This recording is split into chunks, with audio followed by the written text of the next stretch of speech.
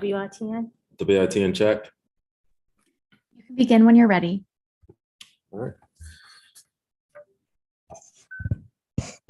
Good evening, honorable members of council, Chief of Staff Washington, department heads, and members of the public. This evening, there are 3 budget hearings scheduled. We have revenue projections from WEFAC at 4:30, Department of Finance at 5 p.m., and the Office of Information Technology at 6:15 p.m. I would like to first start by recognizing members of the Finance Committee here in attendance by doing a roll call. Vice Chair Harley is excused tonight.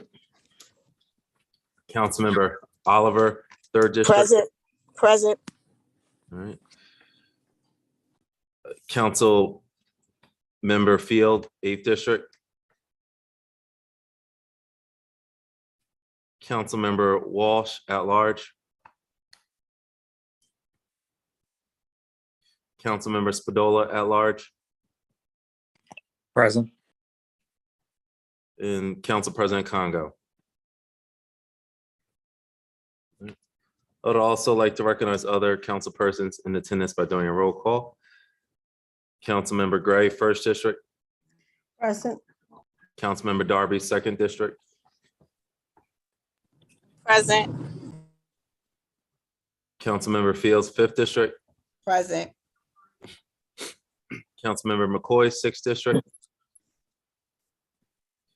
Councilmember Cabrera at large. And Councilmember Mills at large. Present. Mayor Purzycki, earlier this spring, Mayor Purzycki presented a proposed budget to council. The budget has a proposed 7.5% property tax rate increase, 5% water rate increase, and one-time use of ARPA funds of $12 million. This would equate to a $10.1 million budget surplus, and it would use $0 from the tax stabilization fund to balance our city's budget. The proposed general fund overall budget is $176.9 million, which is a $4.2 million increase from last fiscal year. The proposed water sewer fund budget total is $82.1 million, which is a 2.5 million increase over last fiscal year. This is an odd fiscal year, so the city will have a $0 capital budget program. The mayor shared his vision for the intended use of the city's budgetary funds. Now it is council's fiduciary responsibility to review the budget, have budget hearings with the various department heads, and get a complete plan on how to best use the city's funds to move our city forward. By charter, council must adopt a balanced budget at least 30 days before the end of the fiscal year. Council has shared its priorities with the mayors, which are inclusive of public safety, including gun violence prevention and citizen oversight review boards, neighborhood stabilization programs, education, and investing in economic development and development programs in our parks in our city. The COVID-19 pandemic has impacted the world immensely. Nonetheless, the city has continued to move forward, and we are fortunate to have received some assistance from the federal government in the name of ARPA funds. The city is slated to receive $55 million total, and the first installment was received last year, and the second installment should be received this May or June. Council has been collaborating with the administration on a plan of action for these funds and how to best invest in our community to rebuild from the pandemic. Again, this fiscal year, the proposed allocation is $12 million in ARPA funds. Before I turn it over to Mr. Winkler, I would like to inform everyone that public comments will be asked at the end of each department's budget hearing, as always, and we look forward to engagement and participation from the public. Public comment will be limited to 3 minutes. And if there's any follow-up information during any budget hearings, Ms. Marshall Bassnight will track and follow up on those requests. As if my colleagues have any questions, as always, please use the raise hand feature. And at this time, I will now turn it over to Mr.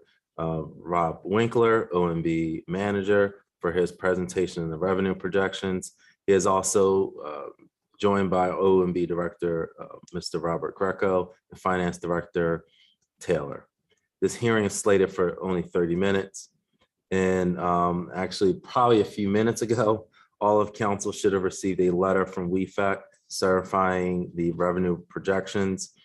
Again, please check your email. It was just sent maybe about 5 or 6 minutes ago. And that's what I believe OMB will be reading from. So without further ado, Mr. Winkler, the floor is yours, sir. Thank you, Chairman Johnson. Good afternoon, and good afternoon, members of council. Thank you for inviting me today to present the FY 2023 revenue projection for the general fund. All right, so next slide. Okay, let's jump right into this since we've got some limited time.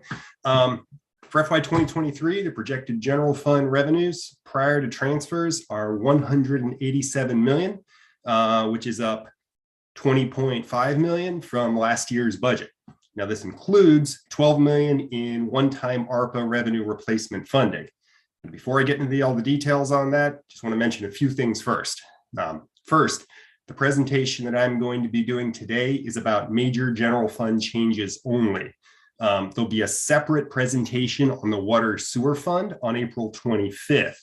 In addition, you can find details on all of the city's revenues beginning on page 24 of the proposed budget book. All right, so let me also explain to you the tables that you're actually seeing on the screen here, since I'll be using the same format for the rest of the presentation. On the left side at the top, you can see the total revenue budget for the general fund, which is 186.8 million, along with the two changes below that. The first, which is an increase of 20.5 million, is the change from FY22's budgeted revenues. Now, since FY22 is expected to come in a bit differently than the original projections, which really isn't a surprise given how much uncertainty there is around COVID and how it'll impact revenues, I've included a second change here as well. This is the change from the FY22 year-end projection, which is an increase of 16.6 million. This year-end projection is based on the Q2 FY22 projection that was presented to the Wilmington Economic and Financial Advisory Council, or WEFAC. So also on the top right, we show the last 5 years of actuals, which are in blue, along with the projected and budgeted revenues for FY22 and the budget for FY23 with those budgets in orange. Okay, so a bit of background on how we actually develop these projections. So the revenues I'm presenting here were developed by OMB in coordination with the finance department and other city financial staff. We then present these revenues to WEFAC, which meets to review them and advise on them. For FY23, WEFAC approved the revenues when they met on March 31st. Now, once these revenues are approved by WEFAC, the revenue projection can't be changed by OMB without further WEFAC review. In addition to that, by city code, council can't alter the revenue projections. Now, finally, the projections that I have here assume that for FY23, there'll be no changes to existing tax rates, fees, fines, or anything else other than the proposed property tax increase, which I'll get back to in just a couple of minutes. All right, next slide, thank you. All right, so what you're seeing here, the details of the general fund itself and how it breaks out into individual revenues. So the city's largest revenue source is wage tax and net profit taxes at nearly 39%, with the second largest by far is property tax at 25%. Now, of these two, only the property tax can be directly changed by the city, since the wage tax rate is controlled by the Delaware General Assembly. Now, it's also worth noting there's one other revenue here, the ARPA revenues, which we'll get to in a moment, which are 6.4% of the total. So if we could go on to the next slide, which is ARPA, one of the biggest changes to the FY 2023 budget, the American Rescue Plan. All right, so in total, the city expects to get nearly 56 million in ARPA funding over a 2-year period. with the majority of that committed to neighborhood revitalization, violence reduction, workforce redevelopment, among other projects. Now, in addition, the administration has decided to allocate $12 million to offset some of the revenue losses due to COVID. Now, before I go into that $12 million specifically, a bit of background on why the use of ARPA right now is so critical right now. If you take a look at the tables on the right, you can see the city's revenues, expenditures, and deficits for FY22 and FY23, exclusive of any ARPA revenues. So the table at the top is before the proposed property tax increase. Now, as you can see there, in the absence of any changes this year, we'll have a deficit of over 5 million. That's that line in yellow, and a 2-year cumulative deficit of over 11 million.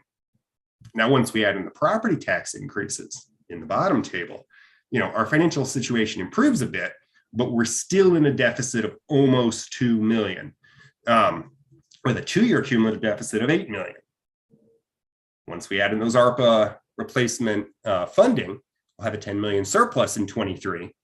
Though, of course, a large portion of that 10 million is effectively meant to replenish those prior year losses. Now, it's very important to note that these ARPA revenues are expected to be one-time only, and there's no additional influx of ARPA revenue replacement that's expected from the feds in subsequent years. And finally, while this ARPA funding is certainly helpful in replenishing the city's balances after the losses due to COVID, a one-time influx of cash will not resolve the city's structural revenue imbalances.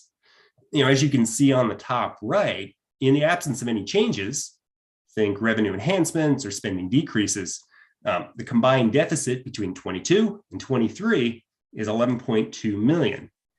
What this means is that if we don't take any other actions, the proposed ARPA revenue replacement funds are almost entirely depleted in the upcoming fiscal year, which leaves nothing for subsequent years.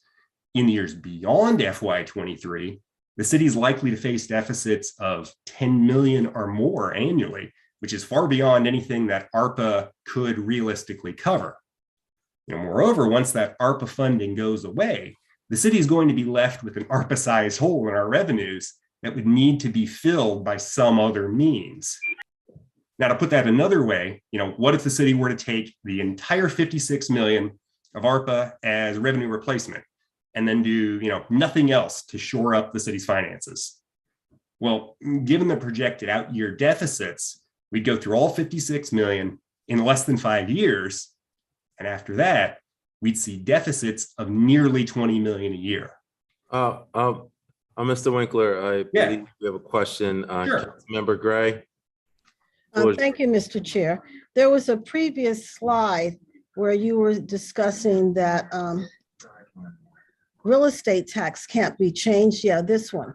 So how is the House Bill 358, if it passes, how is that going to affect our revenue? Because that's a state transfer tax that we seems to aid us a lot in revenue. Yeah, so that is a separate tax.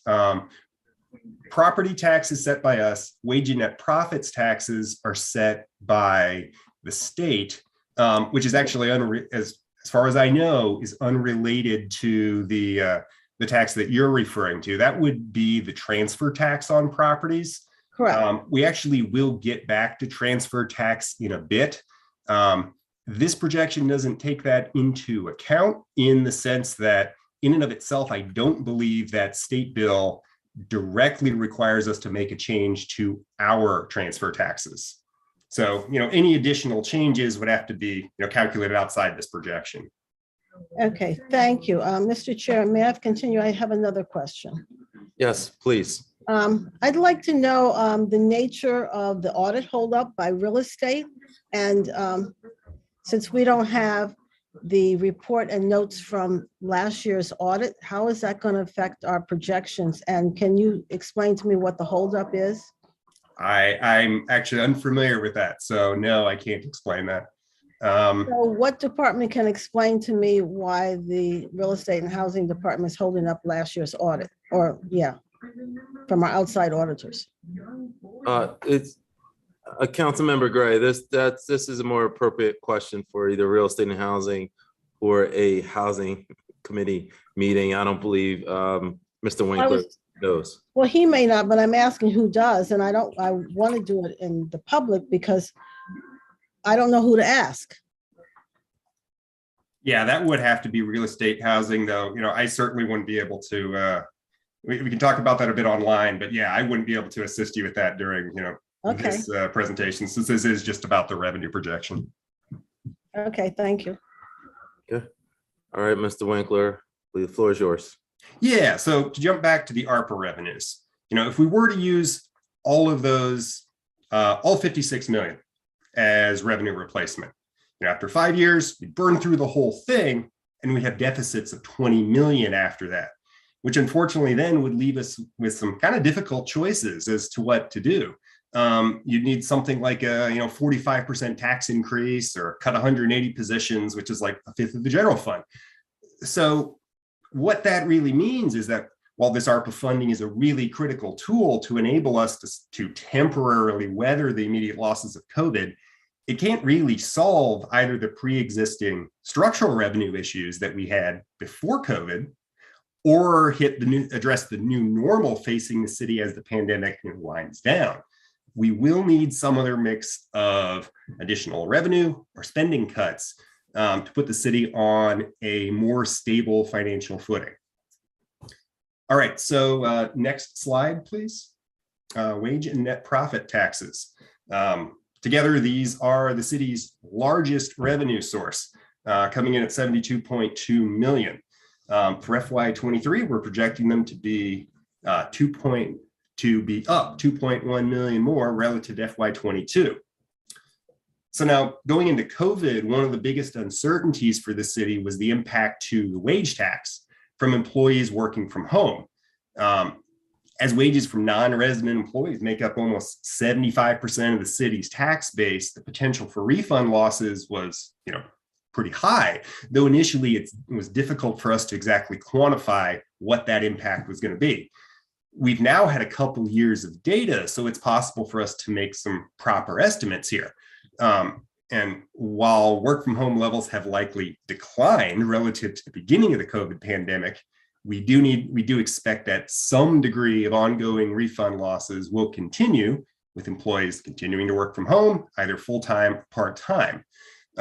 For FY 2023, we're building on the FY22 Q2 WEFAC projection, which includes refund losses of 3.6 million, which is up 2.4 million from the pre-COVID normal refund level. Now, we've conservatively projected that a similar level of refunds will continue into FY23, with this representing the sort of new normal of employees working from home, either full-time or part-time. Now, at the same time as that, we project that the remaining wage tax base will continue to grow, with a 5.4% increase in salaries and wages, which should get us another 3.2 million. Now, by comparison, DFAC, which is the Delaware Economic and Financial Advisory Council, projects Delaware salaries and wages growth to be 7.3% in FY23. Our more conservative estimate is consistent with Wilmington's wage growth historically lagging behind broader state wage growth. Conversely, our collection efforts are expected to be down 1.5 million from nearly 3 million in the 2022 budget, as those new collection efforts by outside agencies are expected to provide lower revenues than we previously budgeted. On the net profit side, however, we're projecting a $1.5 million increase relative to the 22 budget for a new total of 7.5 million. We've seen very strong revenues in FY21, which ended at almost 8 million, suggesting that COVID's had a pretty minimal impact on net profits, and there's a potential for similarly strong revenues in 22 and 23. Next slide. All right, property tax, which is the city's second largest revenue at 1/4 of the general fund revenues. For FY23, it's nearly 46.6 million. Now, there are two major headwinds that are facing property tax this year. First, we're seeing decreases due to commercial reassessments.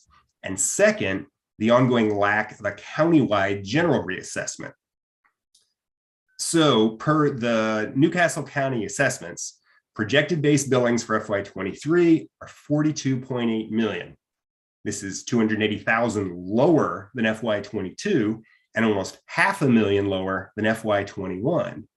The main thing driving this is that several large commercial properties have received downward reassessments from the county.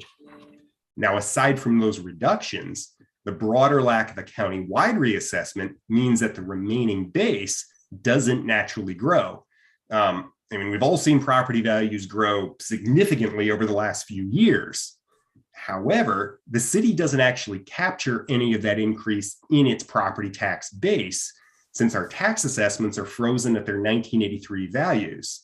Because of that, the annual growth in the real property tax base is effectively negative, and we've needed periodic rate increases just to keep up with inflation. So, for example, if inflation is 7.5% a year in real terms, that means the purchasing power of the property tax goes down by over $1 million every year. And in one election cycle of 4 years, you need a double-digit property tax increase just to restore status quo and purchasing power. Right, next slide. So what that brings us to is that in order to stabilize the city's current finances and avoid the deficits that we're facing in subsequent years, the FY23 budget includes a proposed 7.5% property tax rate increase, which is expected to provide an additional $3.1 million in revenue net of bad debt. Now, to put that into context, if you take a look at the table on the right, it breaks out the median annual and monthly increase by assessment range. So for the median homeowner in the city of Wilmington, which means half of the residential properties are more valuable than that, and half are less valuable. For that median homeowner, this is equivalent to a monthly increase of $4.35 or $52 annually. Now, to put that in some more real world values, the median sale price of a residential property in Wilmington is currently about $250,000. Though to be clear, comparing these two is only an approximation, since for tax purposes, the assessment is still set to 1983 values. Now, more broadly, nearly 9 out of 10 of every homeowners in the city of Wilmington will see an increase of less than $10. The most valuable residential properties in the city, meaning the top 1% of assessments, will have a median increase of $29 per month, while the bottom 10% of properties will see a median increase of 59 cents per month. All right, next slide. Mr. Chair, Yes, can I ask? please, Councilmember Spadola. Thank you. Thank you, Rob. At the last WEFAC meeting, there was some, not confusion, but it was unknown. We know that reassessment by the county is supposed to be revenue neutral for the county, but there were some questions about how that neutrality might affect the city, which really I think leaves us wide open. We could look at a 20% reduction in all the property tax we take in, or a 20% increase. Do you have any further clarity on that? No, not yet. And, obviously we're waiting to see what those assessments will be as well. We haven't received any data from the counties saying, whether our, net assessment will go up or down. So yeah, unfortunately, I can't answer that any better now than, we could before. Okay, thank you. And I actually have a quick question, so clear. Actually, could we jump back a couple of slides? It'll make it a little easier if we're still on that. Just as a point of reference, what is the median household of property value? So it's a bit tricky to actually get the exact value because we don't have that direct comparison between the assessed value and the real world value. In the real world, as of, I guess, last week, the median value of a property sold in Wilmington was about $250,000. The median assessed value, gets you is significantly lower than that. Lower, okay. That's what gets you that $52 per year. Now, unfortunately, you can't do a direct comparison between one or the other. If you take a look at properties and their assessments in Wilmington, they're anywhere between 10% of the real value and 30% of the real value. It's not a direct connection, but it does give you sort of a rough sense of the range that we're dealing with here. Okay, all right. Thank you for that point of reference. Okay, don't see any other hands up, so you can continue, Mr. Winkler. Sure. Next slide. All right. Other taxes, which is composed of franchise fees, head taxes, and real estate taxes. As to head taxes, we're projecting a decrease of $86,000. This is based on the WEFAC year-end projection, with us assuming that continued work from home will result in some additional losses relative to last year. Now, conversely, real estate transfer taxes are expected to be up a combined $92,000 from last year. Now, throughout FY21 and 22, we've seen very strong residential real estate transfers, which have largely been driven by those historically low interest rates that we're still seeing. We've also seen very strong commercial revenues during that time. We don't expect that this activity is going to continue forever, given the Fed's already started to raise rates. So we've pulled residential and commercial transfers back to their historically average level. And then in order to be a bit more conservative, reduce that by a standard deviation as well. That's why you see that swing down from the FY22 projection. We're $2.9 million lower than what we're seeing in FY22, because we expect that to start to come back to a normal level. And then finally, the Delmarva franchise fees are up per a prior year audit, up $95,000. All right, next slide. All right, licenses, permits, and fees. Big change here is to permits, which were less impacted by COVID than was originally budgeted. They're expected to be up a bit over $500,000 as they come back to their historically average levels. And then business license is also expected to see some smaller increases, up by $46,000, and fleet and fees are expected to remain flat, both of which are consistent with historical trends. All right, on to fines, which is the next slide. Okay, so fines. This includes criminal fines, instant ticketing, red light, and parking. Collectively, it's expected to be down over 1.4 million compared to FY22, though up about 350,000 relative to the year-end WEFAC projection. The biggest change here is to red lights, which are projected to be down 1.6 million relative to the FY22 budget. In general, red light ticket issuances haven't slowed from last fiscal year, which is when a net 10 new red light cameras were introduced, and issuances appear to have been largely unimpacted by COVID. However, we saw some large year-end adjustments during the FY21 close, which resulted in lower than expected total revenues from the new cameras. We expect that we'll see similar year-end adjustments in 22 and 23, which is what's driving down that total number. Now, those losses are somewhat offset by growth in the red light base itself, which is what gets us that $177,000 up relative to what we saw this year. Now, on the other hand, on parking, we actually do project some improvements with the revenues up $147,000. Parking enforcement is now fully restored as of August 21. So this FY23 projection represents a return to sort of near normal parking revenues, though there's still a bit diminished from historical pre-COVID levels. All right, next slide.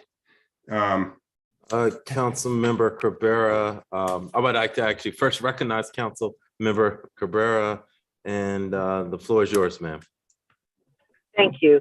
Yeah, my question is, I know that we've been in discussion about lowering the parking rate from $40 to $25. Is that reflected in this projection, or is this projection still using the current $40 per citation? Yeah, so this uses the current rates until there would be, something actually proposed and, passed and again, reviewed by WEFAC. We won't include it in the projection. Okay, may I follow up, Mr. Chair? Yes, please. So how are we doing in terms of collection of the tickets that are being issued? What are our collection numbers? So, rather than speak to that now, I know there's going to be discussion of that in the following meeting since Okay. Finance follows up immediately after this. And I believe there is a slide on that specifically. Okay, that's fine. I can wait. Thank you so much. All right, Mr. Winkler. Okay, task force revenues. So all around good news here. With each category here expected to be up for a total increase of 1.4 million. The biggest drivers here are corporate filing tax up 348,000 and LLC filing tax up a bit under $1 million. Both of these increases are consistent with the strong revenues we saw in 21 and now in 22. And as neither of these appears to have been materially impacted by COVID. Now, it is worth noting that while both of these are trending far stronger than budget in FY22, DFAC's actually projecting that these are going to be flat in 23. So no growth from 21, which is why, as you can see on the slide right there, there's such a large change relative to the 22 budget, but there's no change relative to the 22 year-end projection. Now, as to lodging tax, we do expect to see some recovery in 23 at 71,000 above the budget, but we're still well below the pre-COVID historical highs. All right, so next slide. County seat relief. Here we're also projecting some significant increases, up 950,000. So first, corporate filing fees and UCC filing fees are both projected to be up relative to the FY22 budget. Again, neither revenue was notably impacted by COVID, and similar to the task force revenues, both of these are projected to be significantly larger than budget in 22, but per DFAC aren't expected to grow in 23, which is again why you see no change from the FY22 projection. And then finally, we've got the pilot, which is the payment in lieu of taxes on what would otherwise be tax exempt properties in the city. This is budgeted to increase by $30,000 to 3.4 million, which is equal to the pilot payment we got in FY21. All right, next slide. Okay, finally, other revenues, which is comprised of indirect costs, general government charges, rentals, and some various other miscellaneous revenues. Combined, we project this to increase by 805,000 relative to last year's budget. First, the rentals and concessions are projected to be up 178,000, with the city no longer expecting to sell the Christina Landing parking garage, which we'd previously assumed would be sold in July of 21. Similarly, general government charges are projected to be up 439,000 relative to the 22 budget, which is following on the strong recovery in both vacant property fees and limitation of occupancy fees we saw in 22 and the end of 21. And then finally, indirect costs are budget increased by 250,000. Indirect costs are the charges to the water sewer fund to reimburse the general fund for the costs it incurs in supporting the city's water, sewer, and stormwater utilities. Okay, so that actually concludes my presentation of the FY23 general fund revenues. At this point, I am more than happy to answer any questions you might have about the general fund. And if there are none, I will return the floor to the chair. Mr. Winkler, I'm looking and I don't see any more questions. So I'm now going to turn it over to the public for any comments or questions. Okay, I do see a hand up from a member of the public, and Councilmember McCoy, I do see your hand up as well. We'll touch base after the public comments, okay? WITN, it looks like audio is not set up. I see a Miss Christian Willauer. Yeah, my question is, what the indirect costs that are charged to the water sewer fund?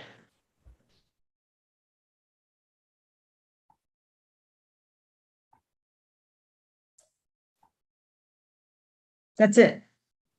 Okay.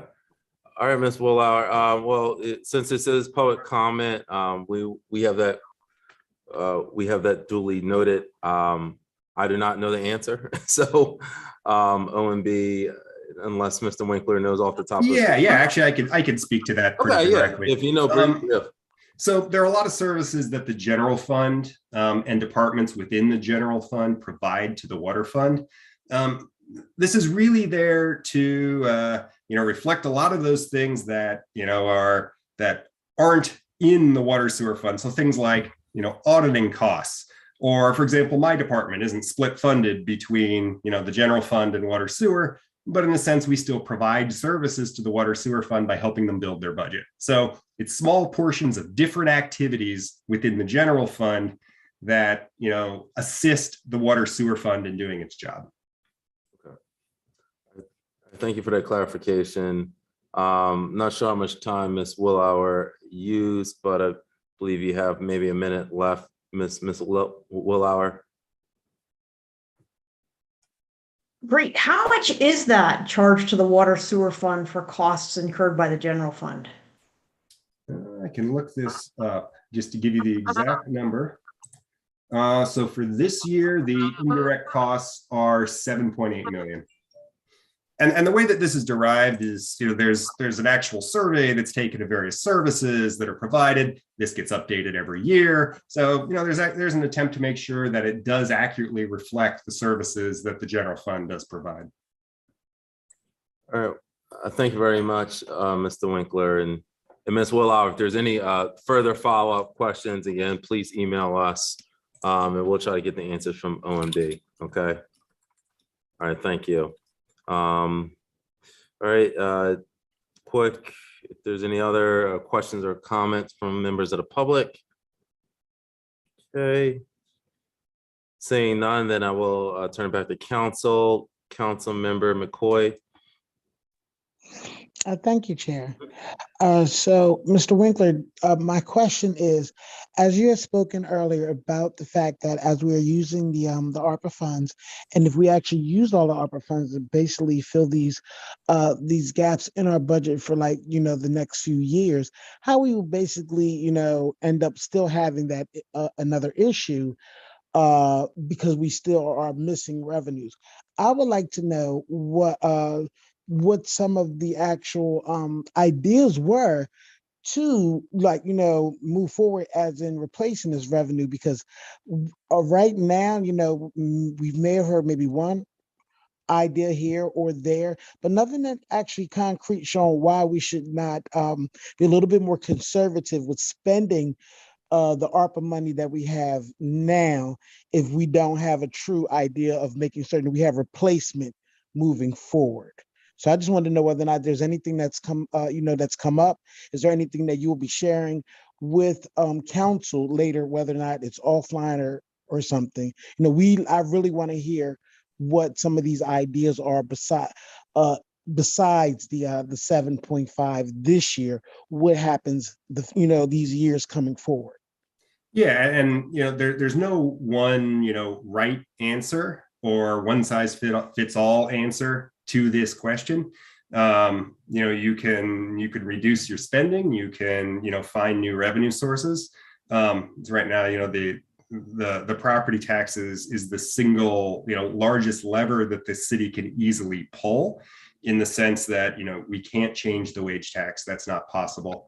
But there are a lot of other items that the city's currently investigating that may be potential other improvements to the city's revenues. We'll be bringing those. We'll be bringing those to you. Once we have some more concrete numbers on them, and the chief of staff may be able to speak about that a little more than I can. But yeah, there's no one right answer here. Yeah. So, Chairman, if I may. Yes, please, Chief of Staff. Yeah, so currently, you can cut expenditures, but you can cut them but so much, because at some point it will impact your ability to deliver services. So the only other options as we see it right now is to increase fines, fees on your existing sources of revenues, not unless you find new revenue streams. But right now, the only way that your revenue base would increase is if you increase your fines and fees and things of that nature. But there's no way you're going to be able to cut your way out of it, because the deficit going forward is just so big. If we don't start making those changes now in our revenue streams, then it's no way you're going to be able to do it without impacting services. May I follow, Chair? Yes, Okay, please, thank you. council member. Thank you. So yes, thank you, Chief of Staff. Actually, we had this conversation previously, and it has been brought to my attention basically that we cannot cut our way out of it. And I am very much in agreement. We cannot, have our services any more limited than they are. I feel like we've gotten to a place where we may be a little bit bare bones in certain areas already. So, but what I was looking for, and you did make certain that you brought that up, was about, you were talking about increasing fines and things of that nature, but it's more so about what we're about to invest in next. What's coming next when it comes to neighborhood stabilization and things of that nature. As we are going to start investing in those things, will those things actually turn around and be a revenue driver for us? Those are the types of conversations I need to make. I need to hear, because I'm a little bit more concerned about spending ARPA money if we haven't figured out how we're going to continue keeping money moving forward into the city. That's the conversation I want to. Yeah, right. Yeah, and you're exactly right. So when you talk about neighborhood stabilization, you're talking about putting some of those vacant properties back on the tax regs. So you have additional income that will be coming in. And when you're talking about rebuilding homes and maybe their rental properties. So that's, other sources of business fines, incomes that come into the city. But yeah, if you revitalize your neighborhood, you make it more vibrant, and you have the ability to collect more revenue that way. So that's your return on investment for the ARPA funds, in my opinion. Okay, so this is just the last comment, Chair. So Yes, just please. basically, I would love to be able to have a little bit more info on that, because to me, it doesn't sound as much as we would like it to be, just for what the city will invest in the development of certain neighborhoods, whether or not we will actually see that larger return on an investment that it will fill some of the gaps. So I definitely would like to have a larger conversation about that. Okay. Sure. All right. Happy to talk to you about it. All right. Thank you. All right. And with that, if there's no other final comments from members of council, I would like to thank Mr. Winkler, Mr. Greco, and Mr. Taylor from Finance Department for presenting this afternoon. Of course, there were some questions posed, and as always, Ms. Bass Knight from City Council will be following up with the department heads to get the requested information. At this time, I will entertain a motion to adjourn. So moved. Is there a second? Second. All right. All in favor? Aye. Aye. Any opposed? All right. Well, this concludes the budget projection portion of the budget hearings. We do have We do have the Finance Department budget hearing coming up soon. We will begin at 5:25. We're running a little bit behind, but we'll begin at 5:25 p.m. All right, thank you.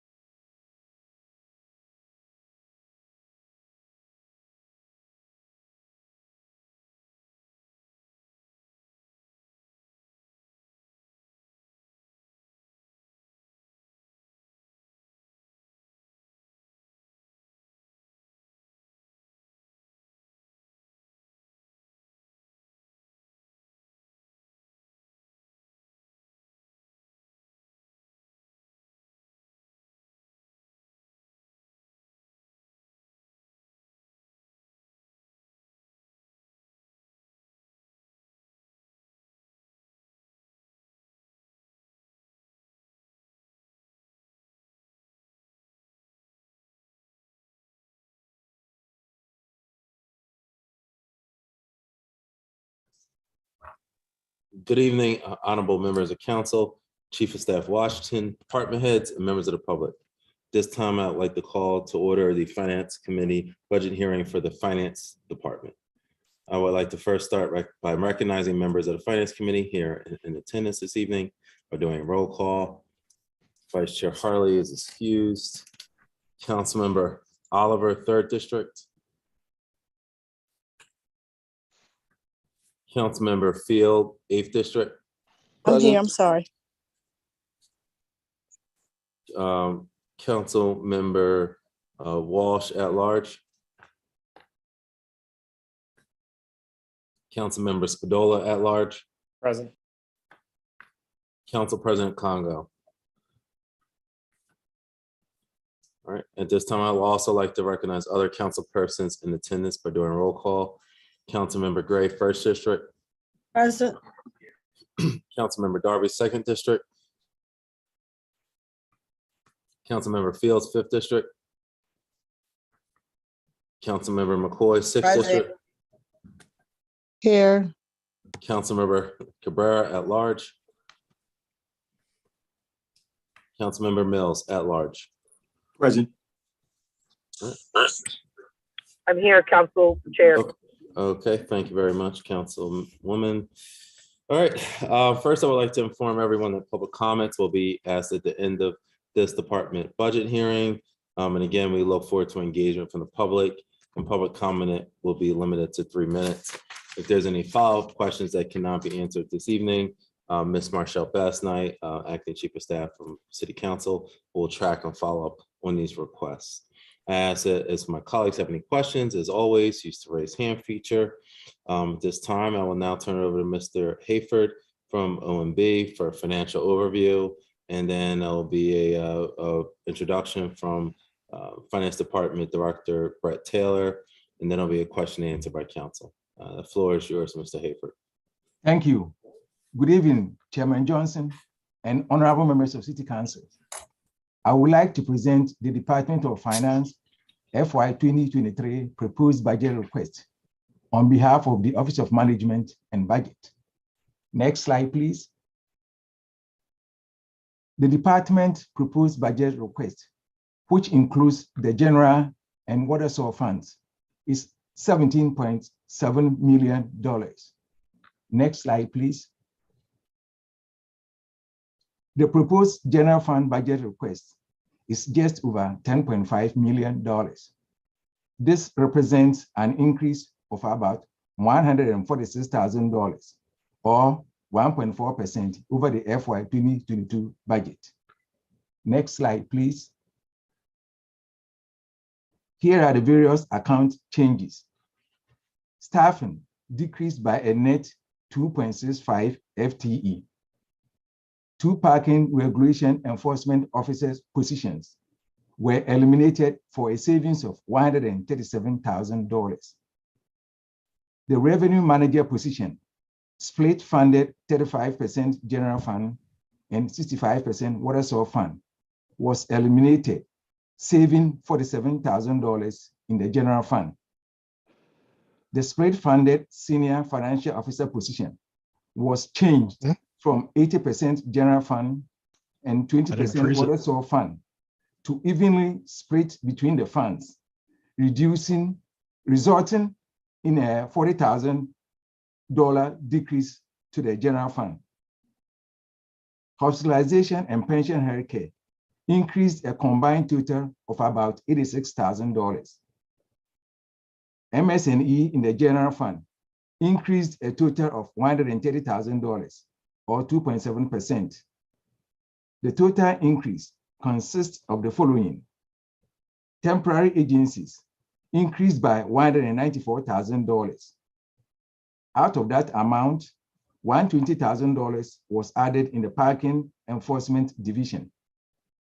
$39,000 for additional support for the collections and settlement processes, and $35,000 for assistance in preparing the year-end financial report.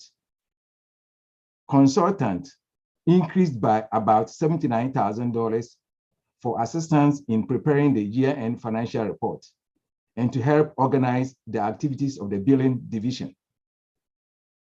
Combined collection expense for parking and red light commissions increased by about $69,000 to cover a 2.5% increase in the conduit contract. Collection expenses for wage and head tax audits decreased by $198,000 because the department is consolidating its external collections effort to 2 firms, thereby reducing expenses. Lockbox charges rose by $75,000 to cover an increase in the number of transactions processed. Next slide, please. Moving on to the water sewer fund, the department budget request is about $7.1 million. This represents an increase of $161,000 or 2.3% over the FY2022 budget. Next slide, please. Here are the various account changes. Staffing decreased by a net 0.35 FTE. The revenue manager position spread funded 65% water sewer fund and 35% general fund was eliminated, saving $88,000 in the general fund, in the water sewer fund. The spread funded senior financial officer position was changed from 20% water sewer fund and 80% general fund to evenly split between the funds, resulting in a $40,000 increase to the water sewer fund. Overtime increased a net $8,700 to resolve quality issues in the customer information system for utility billing. MS&E in the water sewer fund increased a net $102,000 or 2.4%. Here are the account changes. Temporary agencies increased a net $60,000. While there were minor decreases in some of the water sewer fund divisions, they were more than offset by a $75,000 increase in the accounting division to provide expertise and assistance in the preparation of the year-end financial report. Consultant costs decreased by $121,000 as phase 1 of the utility billing initiative is being replaced in FY2023 with a lesser amount required for the implementation phase. Miscellaneous charges increased by $110,000 to expand staffing for the 311 call center. Finally, the indirect cost expense rose by about $60,000, reflecting increases in the general fund support services. This concludes my presentation, and I'll be happy to answer any questions you might have. Thank you.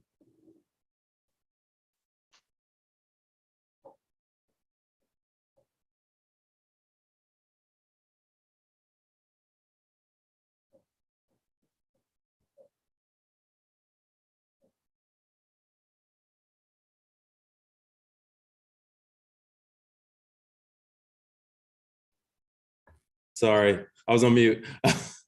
I don't see any questions, Mr. Hayford, so thank you very much for your presentation. At this time, I will now turn it over to Finance Director Brett Taylor. The floor is yours, sir. Good evening. Mr. Chair. Good evening, members of council, and good evening to the public. My name is Brett Taylor. I'm the Director of Finance for the City of Wilmington and lead for the activities within the Finance Department. What we wanted to do is, if you'd be so kind as to bring up the PowerPoint. Thank you. Our mission and our priorities have not changed dramatically over the last 3 years that I've been director of the department.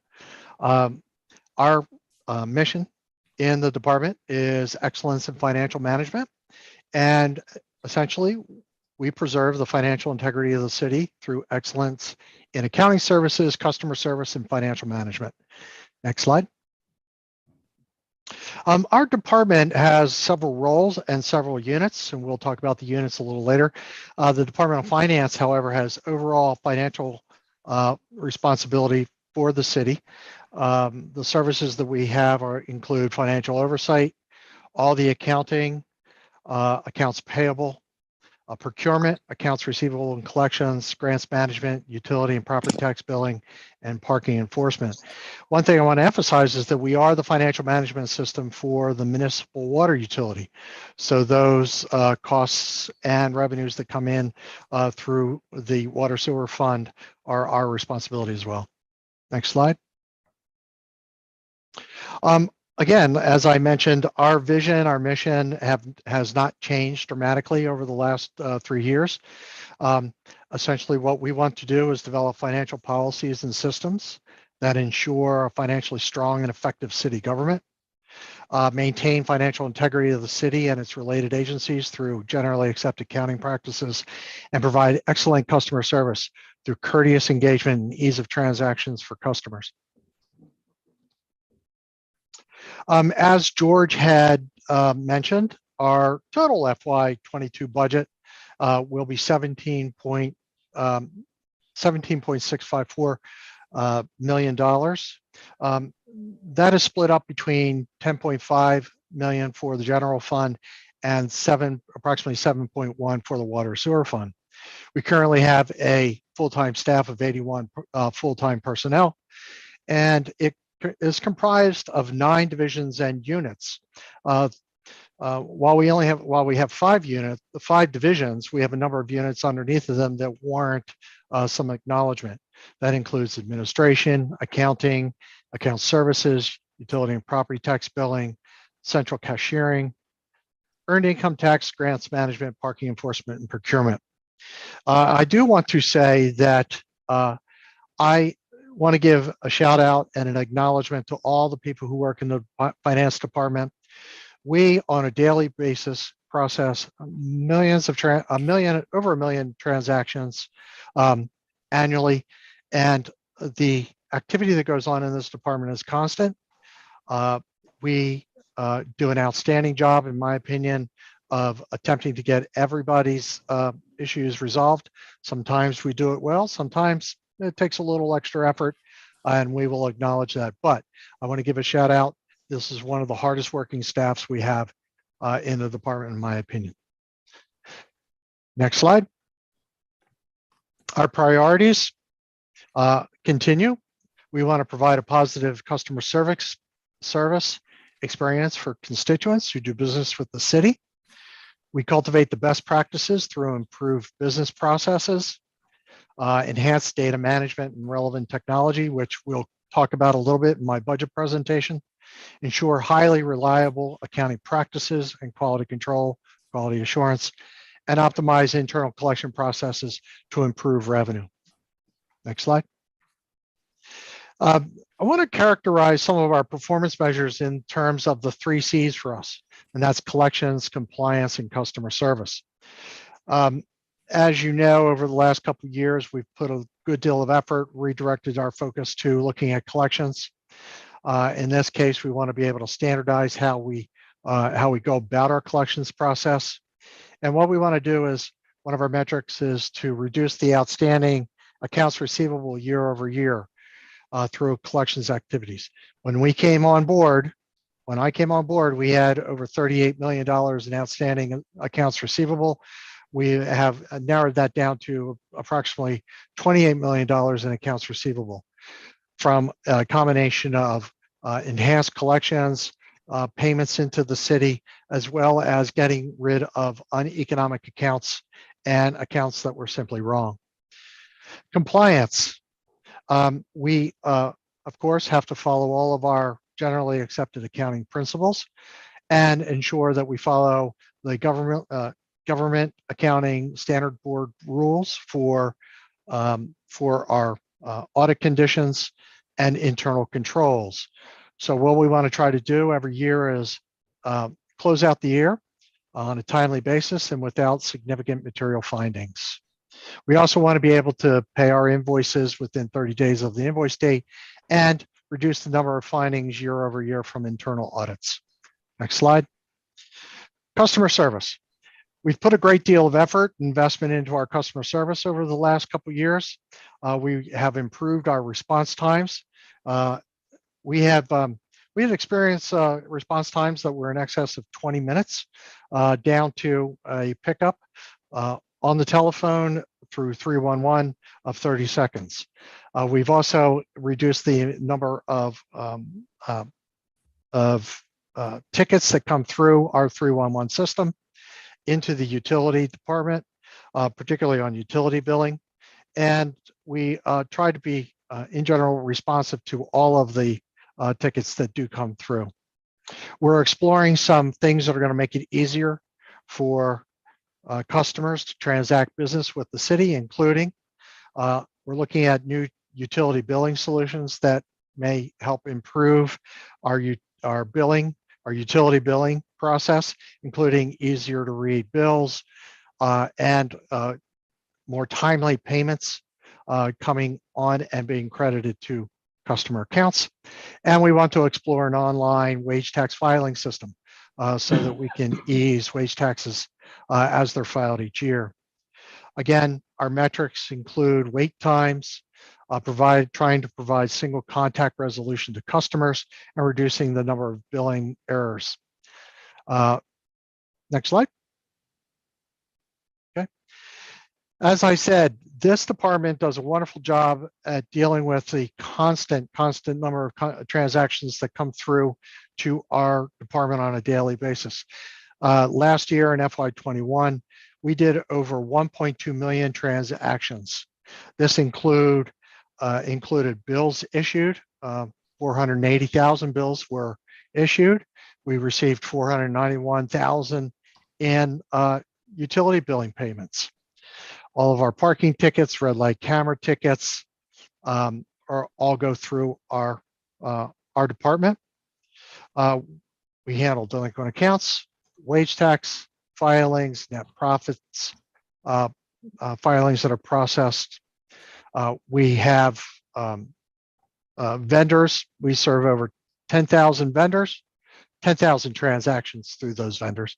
We bid out a number of contracts every year, and we process accounts payable, invoices, and settle accounts. So this does not stop.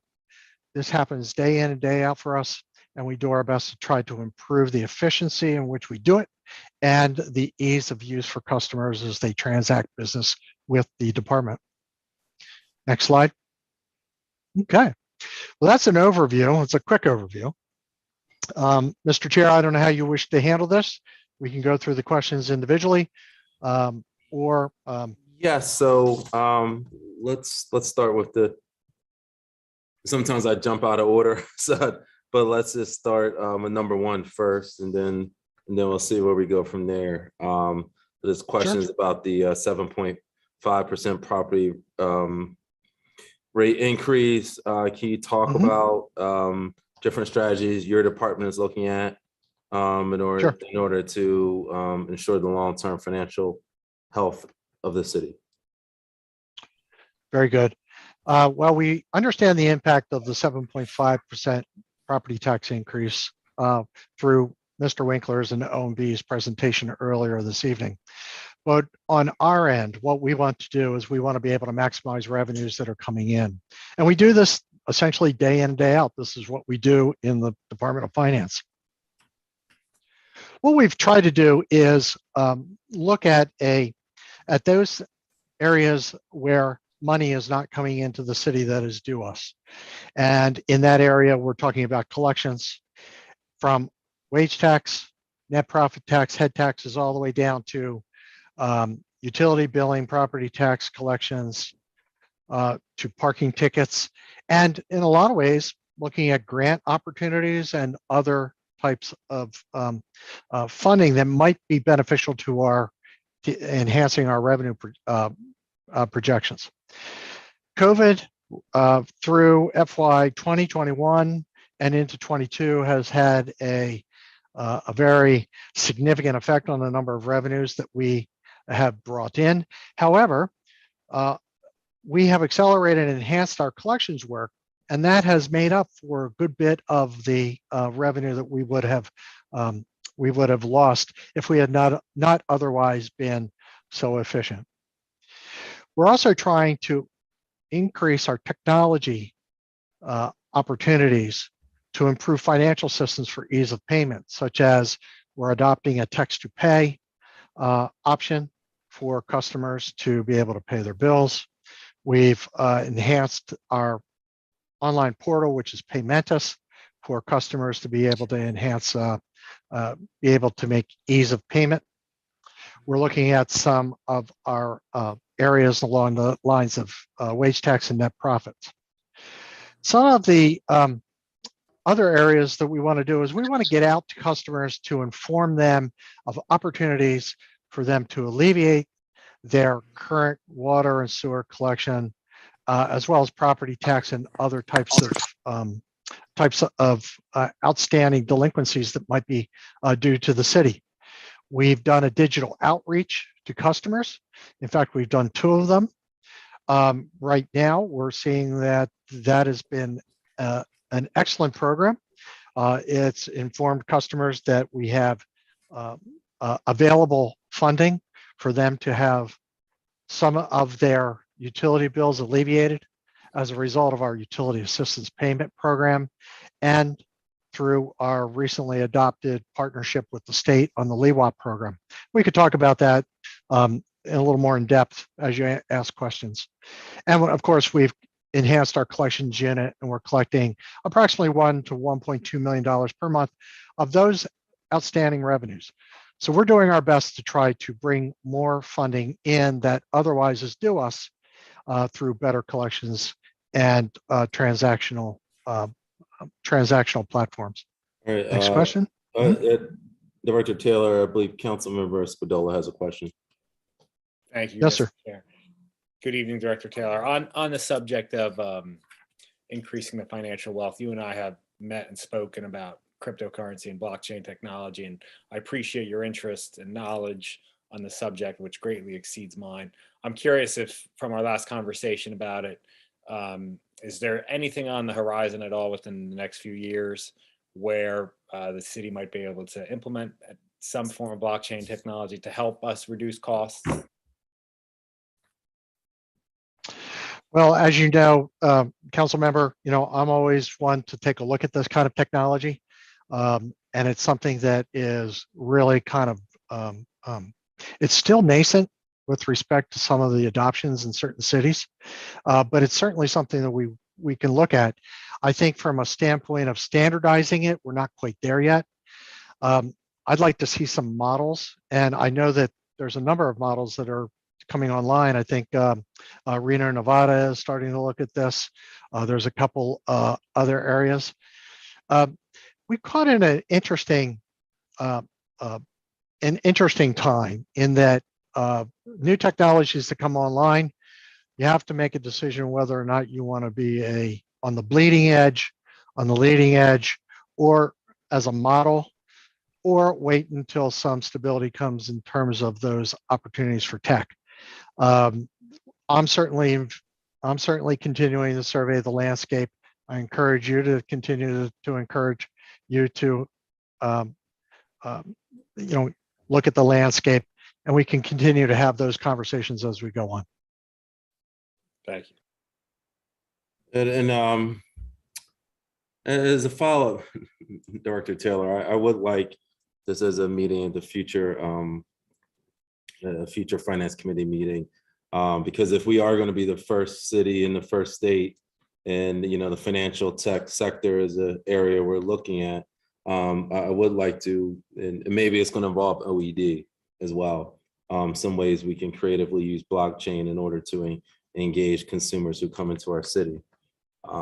So that's just some ideas. Again, this will be a future meeting, but I am interested in it as well, and the possibilities that it holds for our city. All right. Very good. All right. Now let's move to question number 2. Talk about technology, Director Taylor. I know you've talked about this at previous meetings in the Finance Committee, hybrid work schedules. We talked about it in regards to WeFac. So is there any new take on this that you're looking at, or any updates regarding hybrid work schedules? I think the comment here is that the hybrid work schedules are coming to be kind of the new normal. Last year, on a fiscal year basis, refunds were 3.6 million. On a tax year basis, we're about 4.4 million in terms of requests.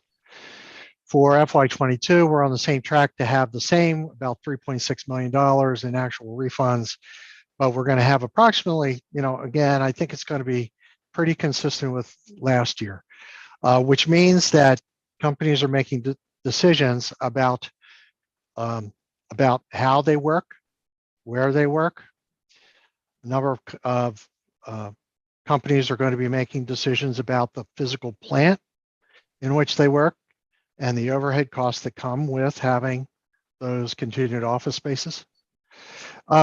We have not changed our posture with respect to how employees outside the city of Wilmington, meaning not in the employment of the city itself, but from those employees that are working in the city. We've not changed our posture. City employers are still required to remit 100% of the wage taxes for persons who work in the city. It's the employee that is responsible for the refunds. And that employee has to justify the requirement, justify the refund through demonstrating and documenting the dates they've worked in the city and outside the city. And it's the requirement of the employer to state that the employee did not have the option to work inside the city, meaning that we encourage employers to certify. In fact, we require employers to certify the refund and to be able to say that that employee was working outside the city due to work requirements. So, I think that this is all going to level out. I don't know what the change will be. I think all the cities in the United States that have wage taxes are wondering the same, but we'll continue to monitor it. Okay, all right, thank you very much. We could turn to question number 3 briefly. Is there any highlights there, Director? Sure. The next slide has a number of our vacancies. The comment to this is you can see the vacancies that have been open is that attempting to fill these vacancies has been somewhat difficult. It's a highly competitive environment to be able to find individuals that would be able to come and even apply for the positions. We do have some requirements that potential recruits have to meet, such as we do have some testing with respect to earned income tax agents to make sure that they at least have some financial and keying capability as they come in. But otherwise, I guess we are attempting to compete with all of the other companies that are out there in this very aggressive market for employees. Okay, next slide. Director Taylor, there's a question from Council Member Spadola. Thank you. Mr. Taylor, if the mayor said to you, Brett, I need you to cut one of those vacancies, what one would you cut? And what would be the effect to the city? I would think that I would look at perhaps well, to be honest, I've cut as much as I think I can cut. All of these are going to have some issues with respect to the impact to the city. For instance, if the PRE, if we cut the PREO. I've already cut 2. I have already cut 2 PRIOs out of my current FY23 budget. That is in a reduction. So we've got a reduction there. Our earned income tax agents, they are constantly looking at collections and working on having, again, collections is a priority for us. The procurement technician, there were only 4 people in that unit. We are down to 3.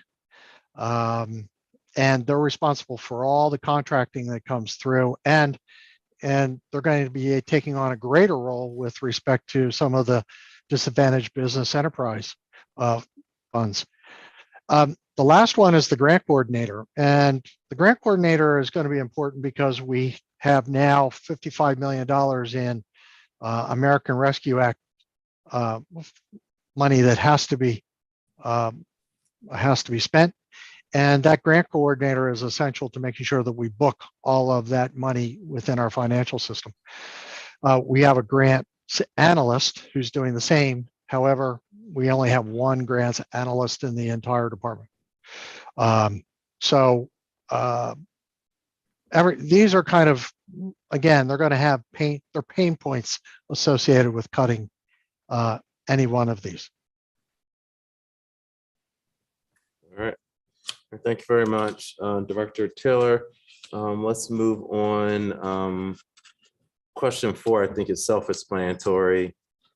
So we can move on. And again, any question we don't highlight today will, of course, be available on the wilmdebudget.org website, as we'll have all the full answers there.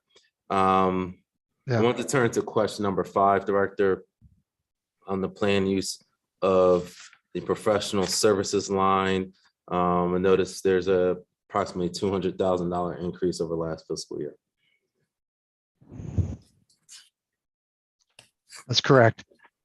What we're faced with is, again, having these temporary staff to be available to us because we have a lack of ability to fill those vacancies that we currently have.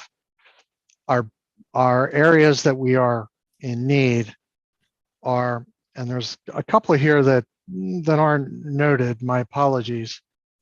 The ones that are noted are, we have a temporary position in account services, and what they do is they help process the collection accounts for the utility assistance program and the LEWAP program and other delinquent payment activity. And this has been necessary because there's a lot more administrative accounting that has to do with the LEWAP program and the utility assistance program. Those are 2 new programs that were just brought online. We don't know if they're going to be, created permanent positions at a later date. We're going to see just how far these 2 programs go until money runs out and see if they're reinstated. So having a full-time position for those it's just simply too early.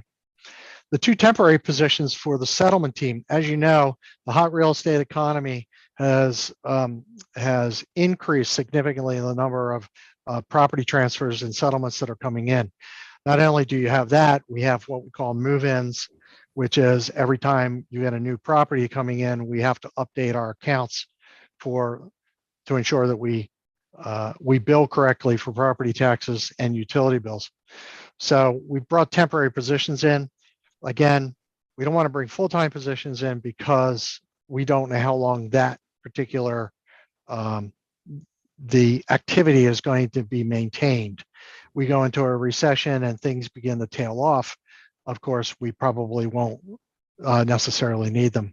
We do have some temporary positions that we fulfill during our hot seasons, particularly with wage tax. That's our April 15th area, in which we have a number of refund requests as well as tax filings coming in. We have a standard temporary account that we use to hire them on a 2 to 3 month basis. And then in the other areas, we bring temporaries in to help us with some of our accounting in order to close out our financial accounting at the end of June into to roughly October. So temporaries are filling a need. in areas that we are unable to get full-time positions for. And frankly, we don't want to have full-time positions because of the temporary nature of their activity. All right, thank you. We can move to question number 6. Director Taylor, can you talk about the $3.3 million budget in the commissions account line? This is a red light and a parking. Sure. We have 2 companies. One is it's a company that manages all of our false alarm indicators. I apologize. I don't have the most recent false. Let me see if I have the false alarms. I believe I have them here. While I'm looking for that, let me talk a little bit about parking citations and red lights. For parking citations, we use Conduit Services. They handle both the parking citations and red lights. They earn commissions based on the number of parking tickets. Sorry.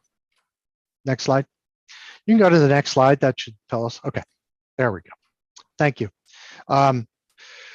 This tells you that the false alarms will have a fixed percentage of 30%, and we use a company called Superion. For parking citations and red lights, we utilize Conduit for the to go out and process all of the parking and red light tickets. We also have a memorandum of understanding with the state of Delaware. This is our DMV registration hold program. That's approximately $90,000. These are all essential in terms of being able to process all of our tickets. And we can talk a little bit about we are now, might as well talk about it now, but we are now engaged with the DMV registration hold program with the state of Delaware. We're going to be looking at a new agreement. The old agreement is from 2009. We want to be able to update it and perhaps get some more efficiencies out of that particular program. Okay. Next slide. Again, this is the amount of money that we anticipate, or we did in FY21, in FY22, and through anticipate in FY23 for these particular services. Forgive me, this is the revenue that we had collected for these particular services. Okay. Next slide.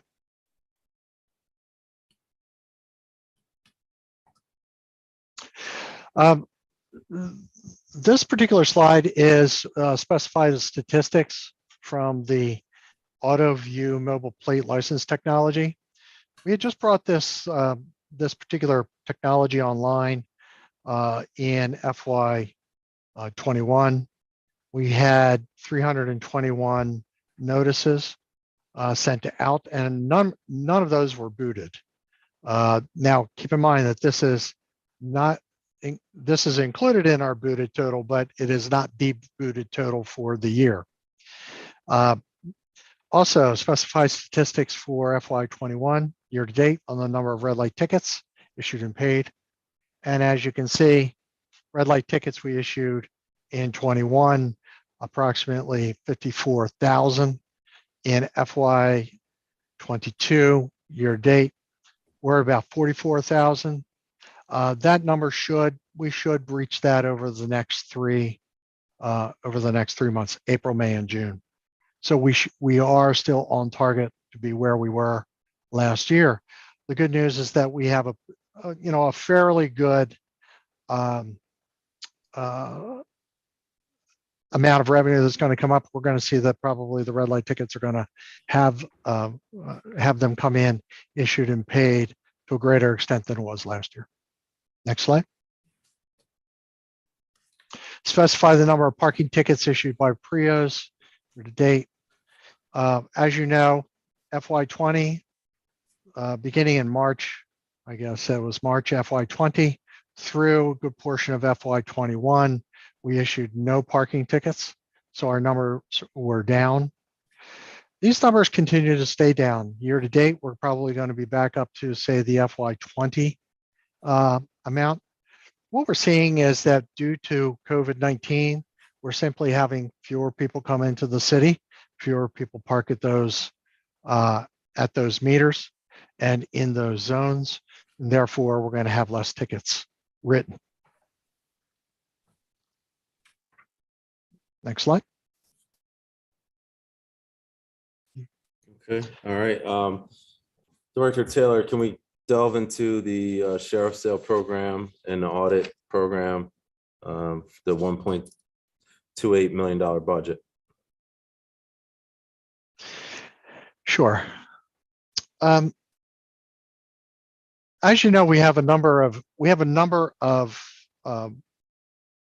areas where we have personnel that work within the sheriff sale, wage and head tax units, and through our customer service units, looking at credit card transactions and the like. But we also use a number of contracts that are outside of that. If you go to the next slide, should tell you a little bit about what we're doing. Cover and Rossiter helps us with our wage tax in our wage tax area. This is an accounting firm that assists with audit collection efforts. Whenever we have an issue pertaining to a intricate wage tax or head tax collection, we utilize Cover and Rossiter for advice. In addition, we have them review a number of our tax returns as they come in to help us to see if we can maximize some of the potential wage and head and net profit taxes that are sitting outside, that we have not collected at that point. We've also adopted Metropolitan Revenues and Avenue Insights as two collection efforts. These are collection agencies that are on a contingency basis. We don't pay them out unless they bring dollars in. And in those areas of head, wage, net profit, lodging taxes, as well as business licenses. We are using also a digital advertising campaign. We've done it twice in FY22.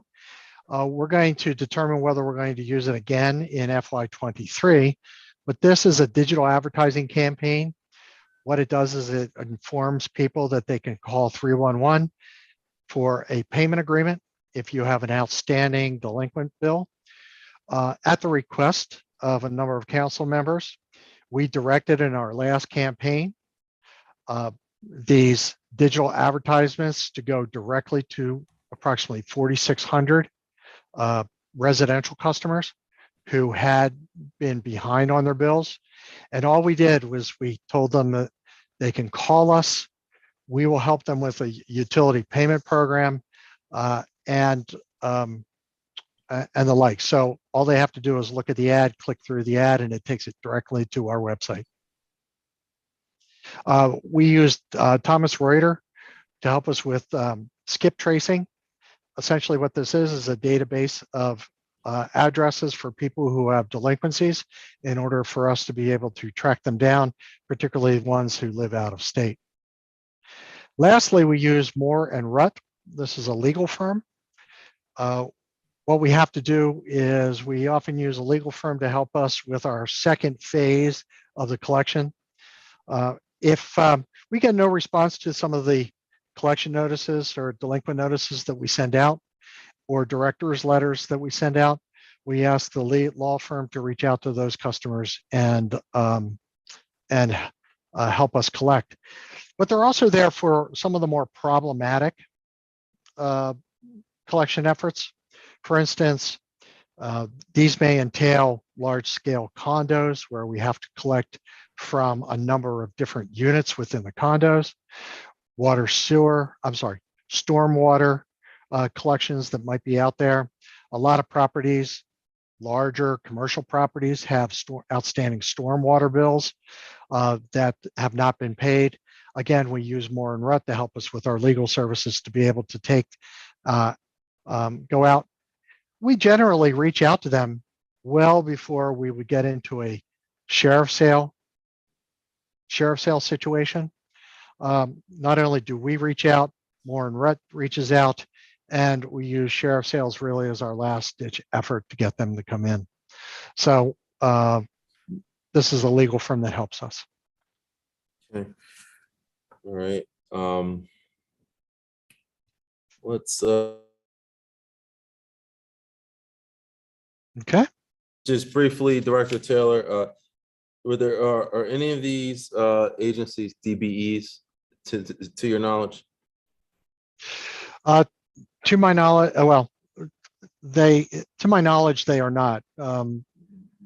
We did the Voice for Impact, which was our digital advertising campaign, was actually a certified woman-owned business. We are participating in the disparity study, and we're currently evaluating all of our vendor contracts to see whether or not we can enhance this.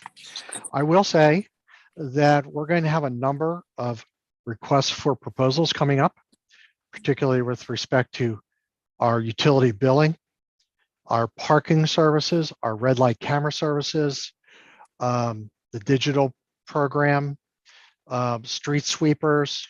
We're looking at a program to put in new kiosks. We're going to be very, very cognizant that we have to start looking at the DBE registry and trying to reach out to DBEs as we come up in FY23 on these number of contracts that are coming into place. Okay. All right. Thank you very much, Director. Let's move. We are running a little short on time, so let's move to question. We're going to skip question 8. We'll move right to question 9 about the any resources that dedicated to the assessment appeals process, as I know you talked about in your opening presentation.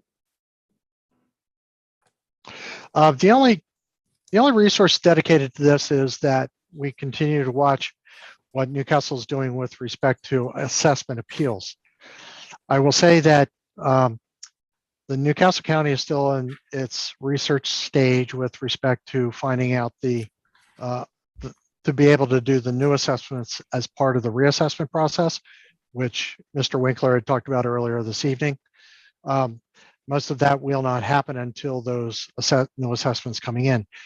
But we do track, although this is a little bit of a bone of contention with us, is that we don't have any standing with the Assessment Appeals Board with Newcastle County.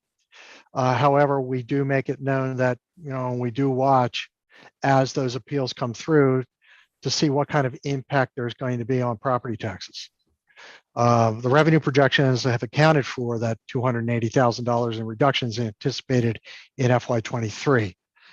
As those appeals as the reassessment occurs, I think those appeals are going to continue to be put off until the reassessment goes through. So we're going to watch that.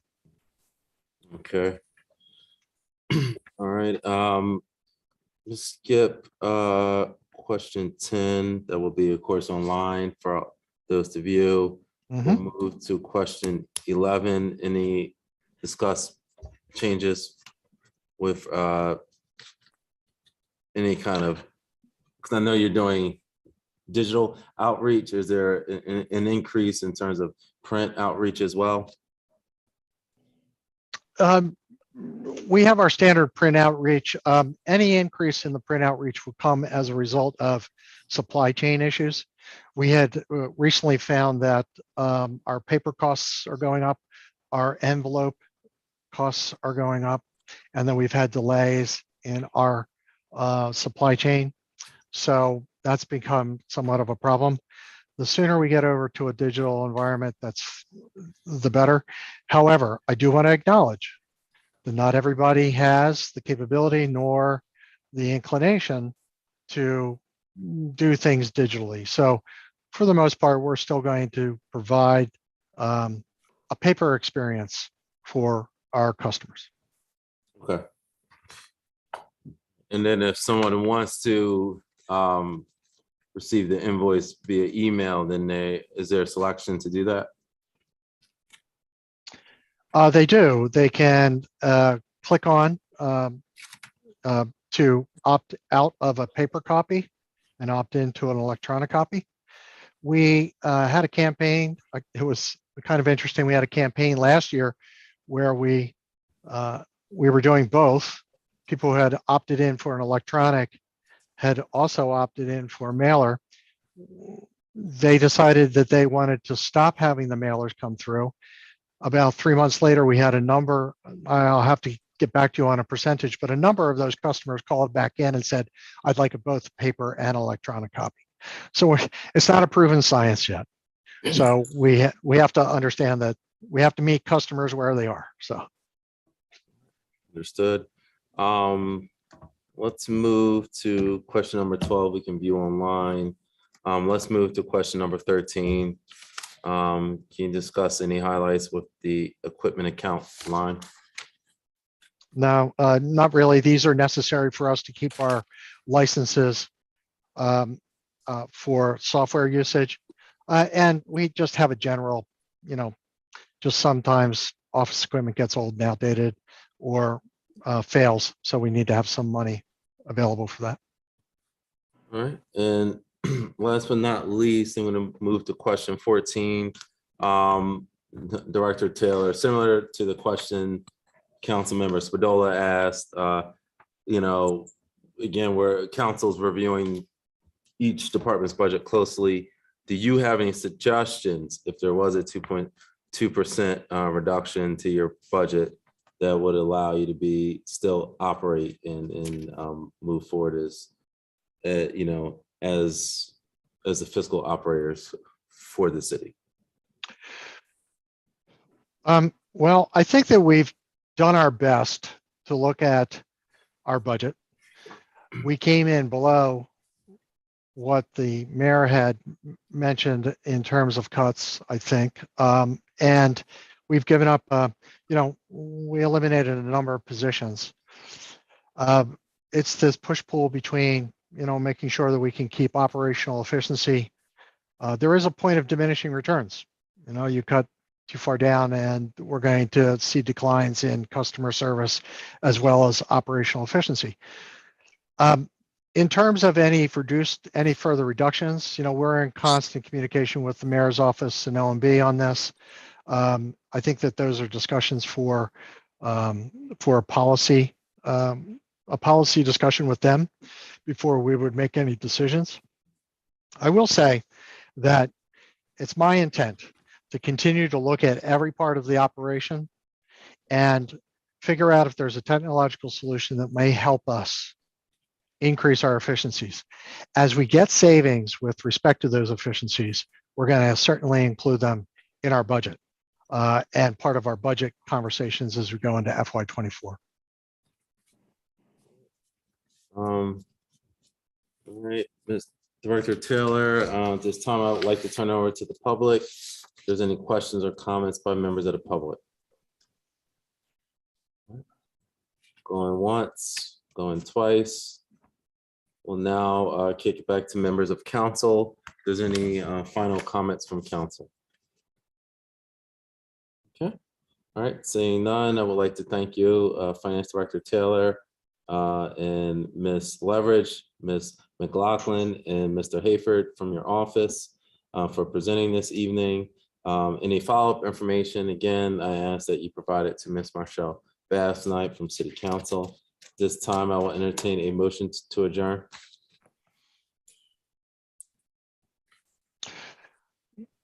So move. Is there a second?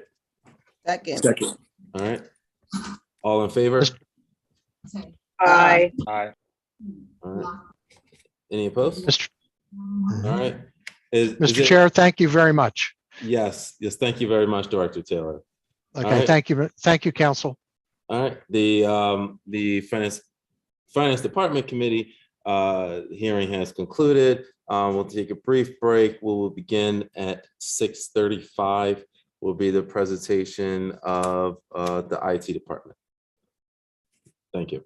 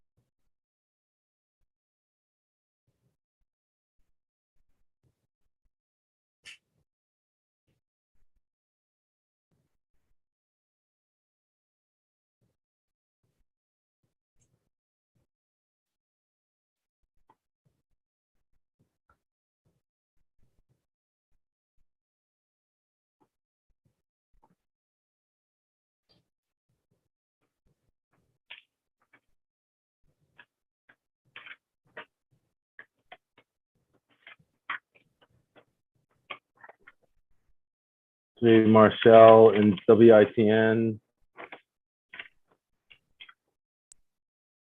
We're ready for you, Councilman Johnson. Thank you.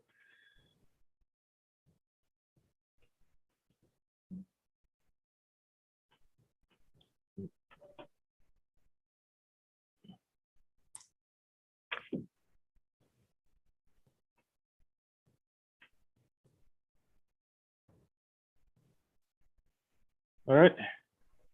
Thank you very much. Good evening, honorable members of council, Chief of Staff Washington, department heads, and members of the public. At this time, I'd like to call to order the Finance Committee budget hearing for the Office of Information Technology. First, I would like to start by recognizing members of the Finance Committee that are in attendance by doing a roll call. Council Vice Chair Harley is excused. Councilmember Oliver, we will be back any moment now. Council Member Field, 8th District. Council Member Walsh at large. Okay, Council Member Spadola at large. Present. Council President Congo. Here. I would also like to recognize other council persons in attendance by doing a roll call.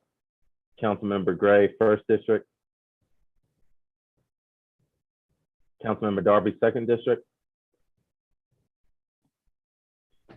Councilmember Fields, 5th District.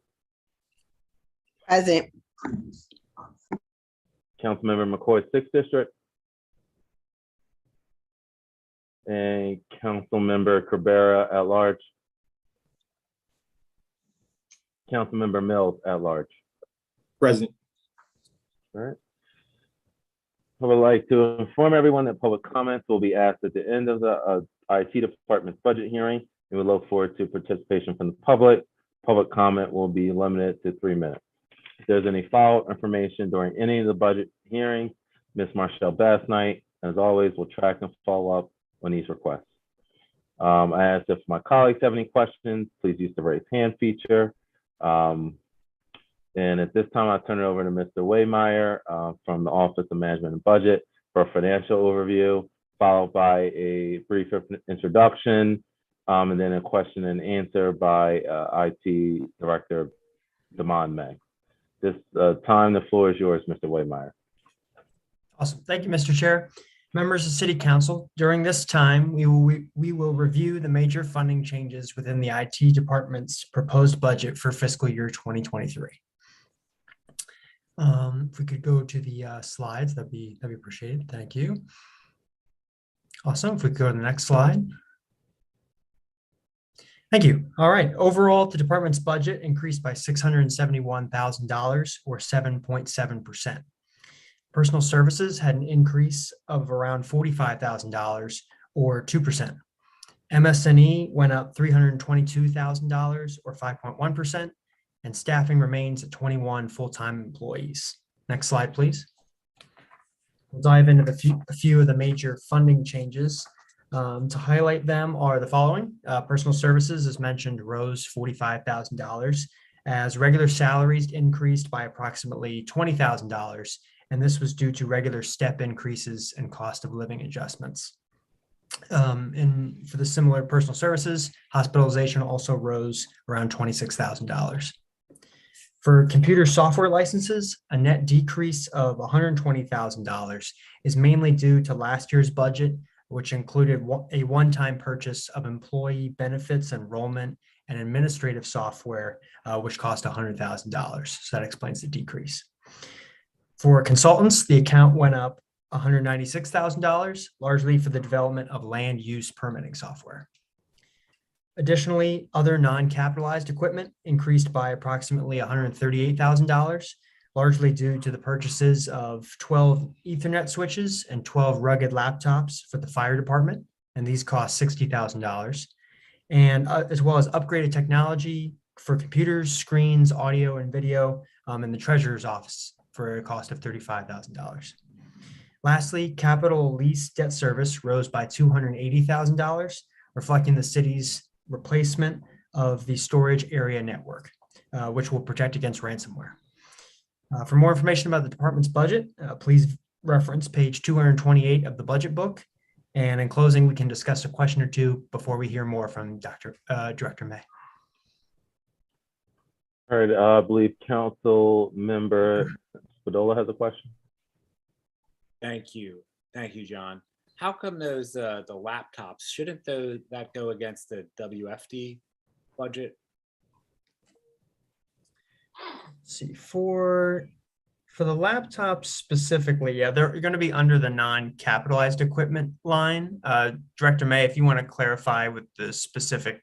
All technical the thinking behind purchases, all purchases of a technical nature are always allocated to the IT budget, not against the individual department's budgets. Can you elaborate on that definition, just so I understand what a technical purchases is? That Elaborate on how, I mean, I don't understand that.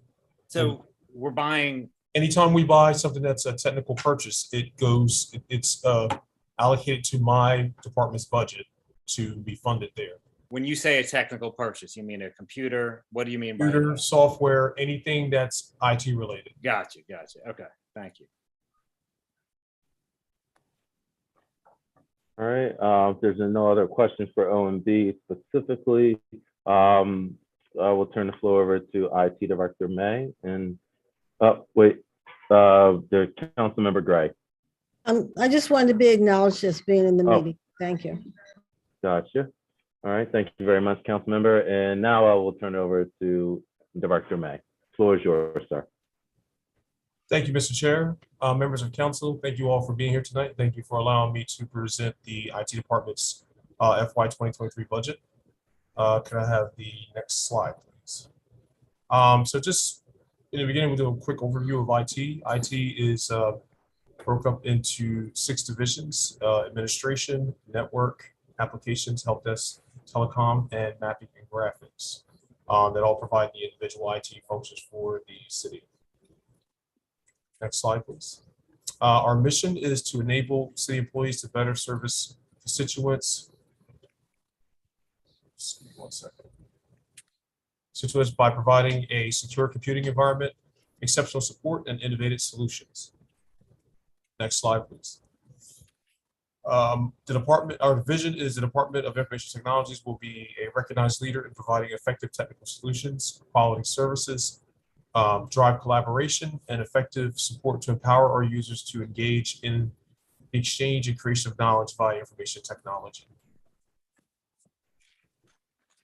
So our strategic priorities for FY23 are to provide a secure and cyber resilient computing environment, to invest in technical and training solutions to increase cybersecurity awareness and empower employees to create a skilled workforce for the future, support city government and initiatives by maintaining an accessible, interactive, and responsive e-government platform for citizen engagement, and to continue to employ cost-effective and innovative enterprise solutions while leveraging cloud technology strategically. All right, so our first question is discuss current vacant positions.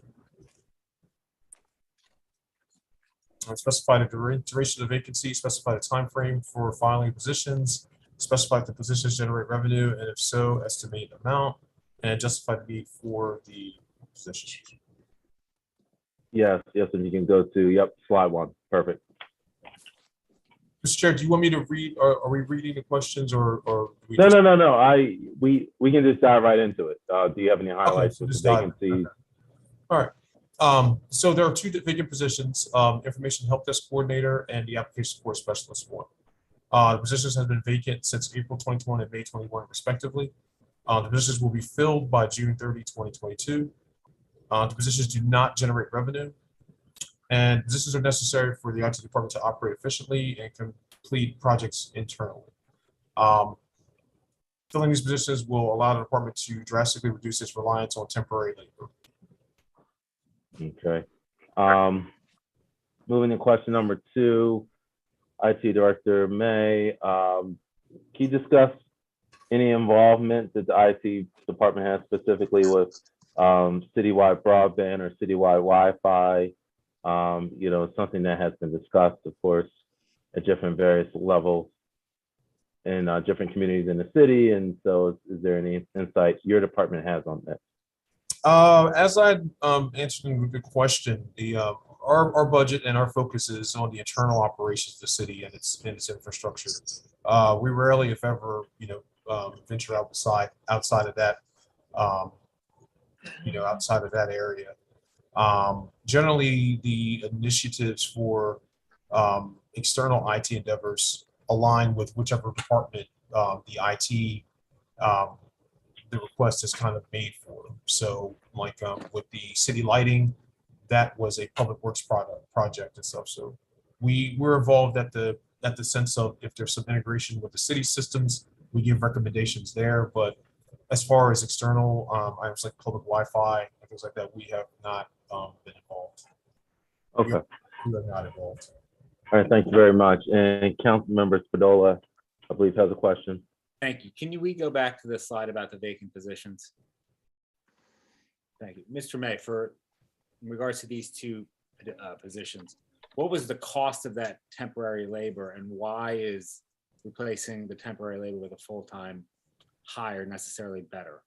So could you say again? What was the cost of the temporary labor used to replace the full-time? And you had also asked, what was the last part of the question? Yeah, I guess if we could just focus on that first part first, that would be great.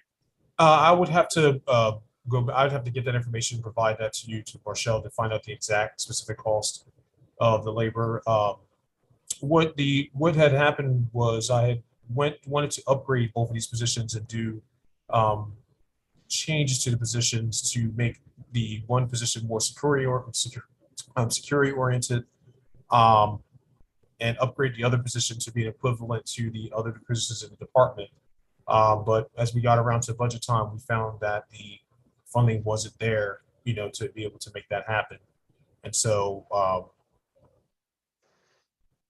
that was the brunt of the time that the positions were not filled. So now I proceeded to move forward with the HR department to try and fill them. To go ahead and fill them now, in their current form. Thank you. Is there one of those you could still do without, one of those positions?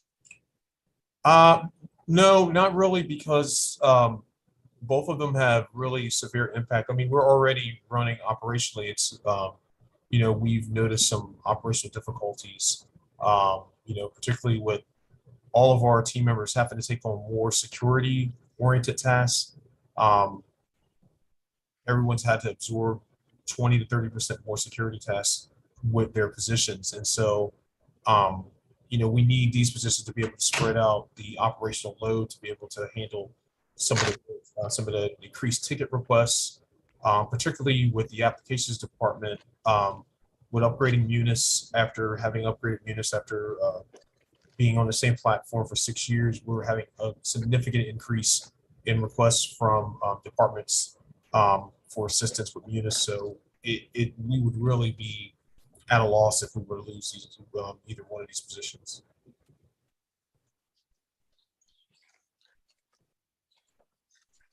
Thank you. All right, thank you very much, Director May. Now let's turn to question 3. Can you give any updates about the big storage area network project, the $1.2 million project? Yes, it's moving along well. We've actually, we're coming down to the end of the initial evaluation period for the solution, and we're ahead of a schedule for the replacement of the legacy system. It's performing better than expected, and we've seen especially with upgrading something after 6 years, but we've seen a spectacular improvement in response times and speed, and we've also increased a lot of capacity. So it was a great move, and we appreciate council's support on it. Let's turn to question 4. Oh, but sorry, Councilmember Gray has has a question. Now, my question is, when can we discuss Cronus? Is that going to come up in a question later on or discussion? Yes, I believe it's under question 5. Yeah. I'll wait till then. Thank you. No. And I would like to recognize Councilmember Cabrera, who is also in attendance, and Councilmember Gray, of course. Have them down. Okay, all right, let's jump to question 4. Director May, can you talk about the approximately $1.9 million consultant line? This is about $200,000 increase over last fiscal year. Okay. Yes, the principal reason for the increase, next slide, is the land use and permitting software. That's the brunt of the increase. Next slide. We've had some small increases. There was a $15K increase to the Diamond Technologies application development support line. And as listed here, 180 increase to the land use and permitting solution. So that's pretty much the brunt of the increase for that. Next slide. Also included in that line, not increases, but pretty much to stay flat, is a $66K for the help desk support line, 34.5K for mailroom and document management temporary services, and 60K is allocated to maintain the city's archives and shredding services with Iron Mountain. All right, and were any of these vendors DBEs? No. Is there any ongoing efforts to try to connect with DBEs in the IT field? Yes, but as you know, most of the DBE people on the DBE list are not in IT related fields. There would probably need to be, more of an effort to recruit people. I have mentioned to several smaller businesses that we've dealt with to register for the DBE, but they obviously haven't. Okay. All right. Move on to question number 5. Can you discuss the approximately $1.9 million budget for equipment line? Okay. Next slide. So, okay, yeah, the line is up 1K from the FY2023. The computer software licenses account is at 117K. Due to 100K for the HR benefit solution is not yet been purchased. The agreement is currently in law to be finalized, hopefully in mid-May or so. The remaining 17K will be utilized with the completion of the renewal contract for Keystone Digital Imaging and DocuWare, which is due in May 2023. Sorry. Councilmember Gray, you have a question? Yes, I don't really understand what he just said. I don't have a complete understanding. I had discussed when we had the hearings with HR about a lot of findings dealing with Cronus, and all of them also referred to IT. And my question is, why are we still with them? There were findings prior to their spyware attack, and still afterward, and the comment was the same problems persist. So why are we staying with Cronus? I'm not aware of the findings of any findings or detrimental findings with Kronos. Right now, we are in the process of recovering from the ransomware attack with Kronos, So the environment has been recovered, but HR is in the process of validating and restoring the data, which takes time. So before we made a move to another platform, if HR decides that they would like to move to another platform, we would need to at least first get back to, where we were and be able to have an operational system so that we could migrate and move data from that vendor to the other vendor. But, we have to keep in mind that in this day and time, moving to another vendor, that vendor could be hit by a ransomware attack as well. The Kronos attack showed us that the SaaS software as a service space is a very vulnerable, is a very vulnerable sector, and Kronos was hit first, but they surely weren't the only company that was vulnerable. So a lot of companies may be, making changes now, but I think there needs to be more time and evaluation before making a quick reaction to switching vendors. As a result of the attack, there are options that we can take to work with a more secure part of Kronos's platform than the version that we are on that was attacked. But I'd like to see if someone, if you can let me know who I can contact for the other findings with Kronos. I'd like to be, like to see what those were. Well, I don't want to go through the whole thing, but I have a reference number for a finding 2021-004, and it says that Kronos, it's dealing with the police vacation and compensation, and there's more than one. And it says a similar finding was reported year ended June 30th, 2020. That was before the malware of Kronos, and we were still using Kronos. So they had a problem, at least auditors did, with the findings with Kronos before the malware problem. So I'm just really confused. What is our contract with Kronos? Is that the problem? Mr. Chairman, if I may. Yes, please. Yes, so the finding around Kronos didn't deal specifically with the software itself. It had to do with the users behind it. So those findings really had to do with how our employees was using Kronos. So the information is only as good as what gets put into the system. And so those are the issues that we're working with our staff, but it wasn't directly related to the software itself. Okay, thank you. Is that the same for the IT, the finding 2021-02 financial reporting significant deficiency, IT department, integrated technology department, general controls? Was that staff problem for that one also? When it says general controls, it sounds like to me it may be a staff issue, but I'm not sure what you're speaking of. Yeah, I know the one finding, Tanny, was that it was around who had access to manage the system and do different management tasks with the system. Okay. So that that was more, again, that's not the software itself, it's how we as a city are managing that access. And we clarify that with audit that we don't we only grant access to the system. We don't internally elevate or create accounts. It was suggested that we kind of do something that was beyond our scope that HR should handle. So I believe we rectified that with audit. So these have been corrected, or we're training staff to operate the Kronos now? That's correct. Yes. Okay.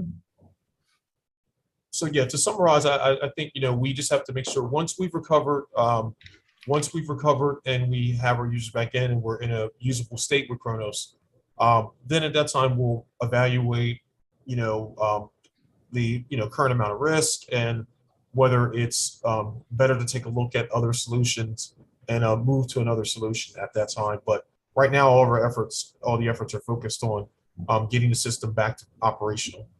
And there's just a lot of data that has to be input and validated.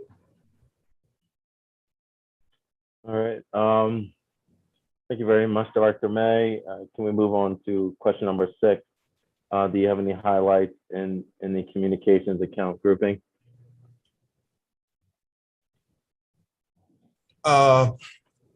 Yes, next slide. So the 1.3 million requested is flat, same as last year. 821K is requested for the telephone direct charge. 362K is requested for mobile airtime, which is our wireless phones and other devices. And 150K is requested for the city's postage direct charges. Next slide.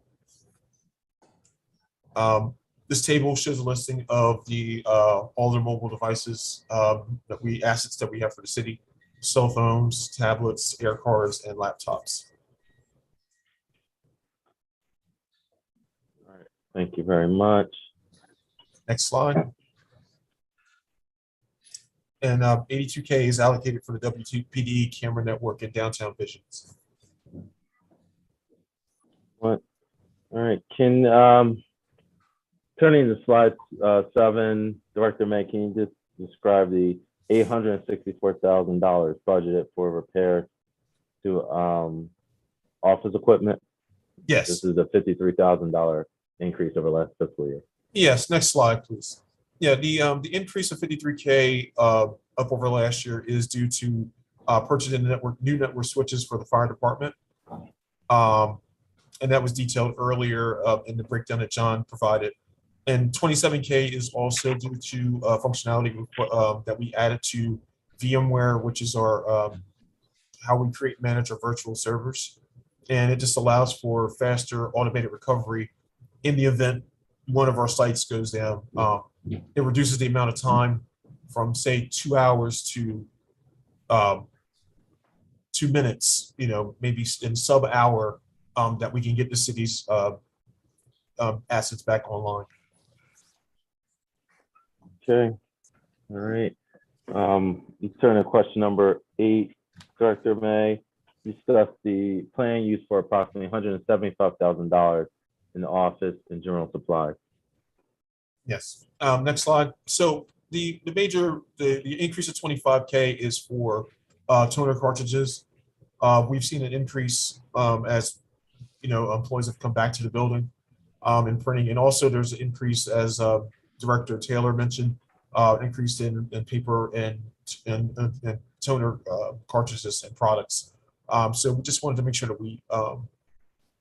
we're adding enough that we were getting very close in the past 2 years.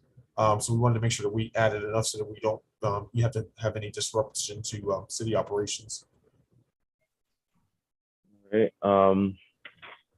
Turning to question number 9, Director May.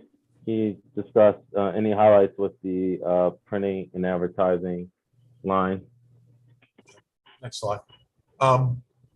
There has been no increase in this line. In this request from last year.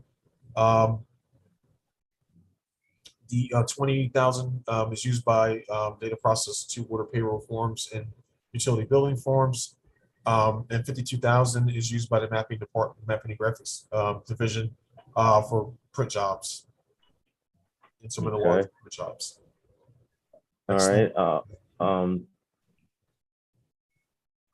And let's actually turn to question 10, Director May. There's any highlights with the training and travel line?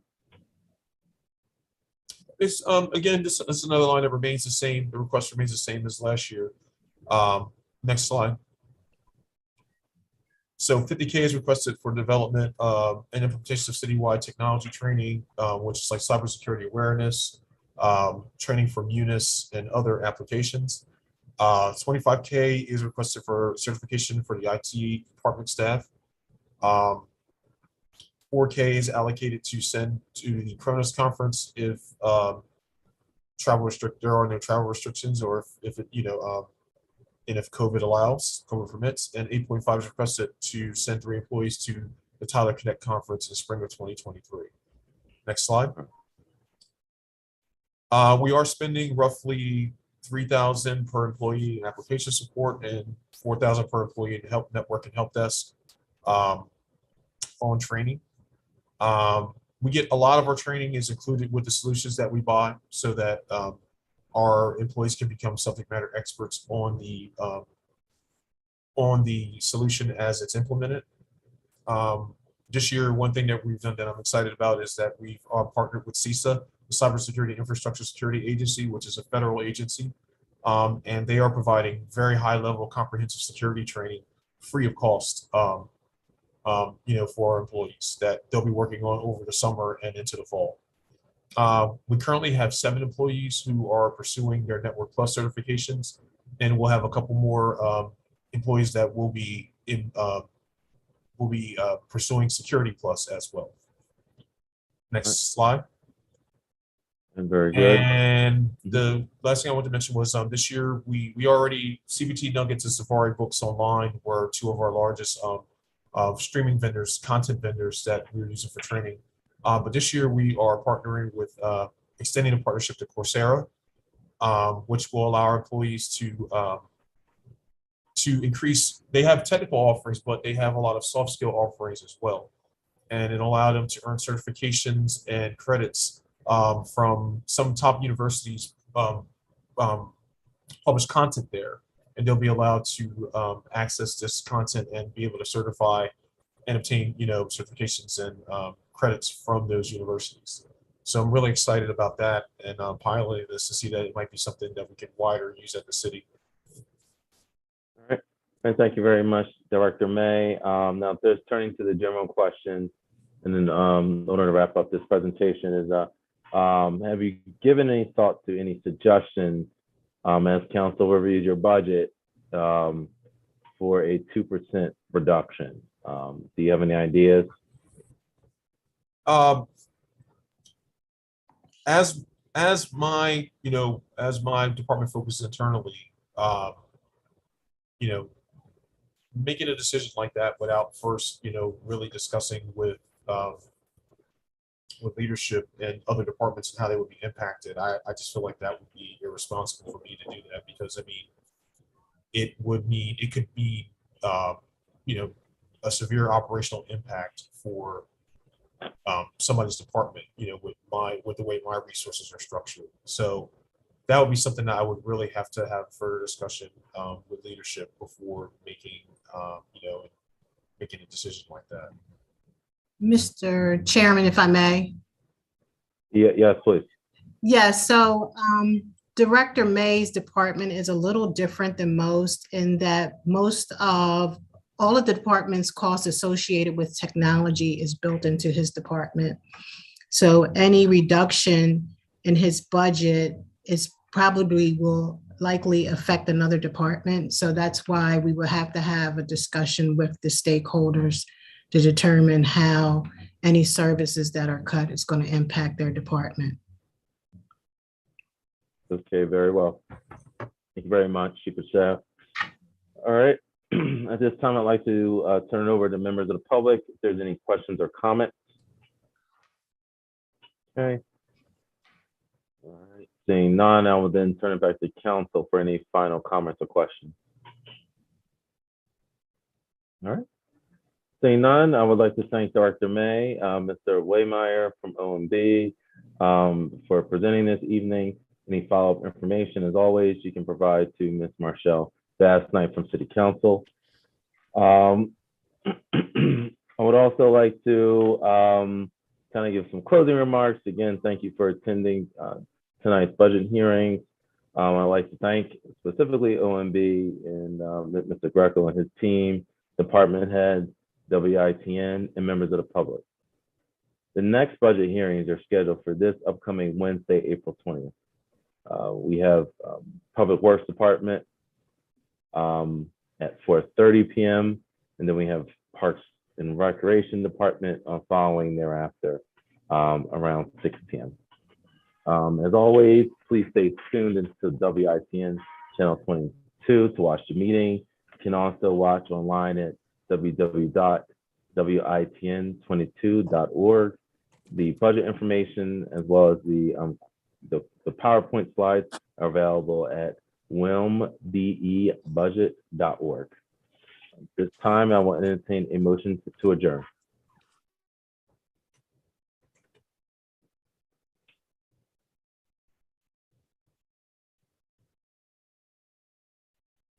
Motion.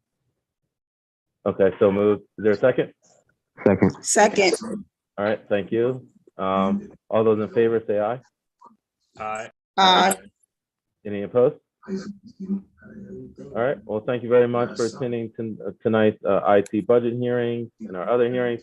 Look forward to seeing everyone on Wednesday evening. Take care, be safe and well. Thank you.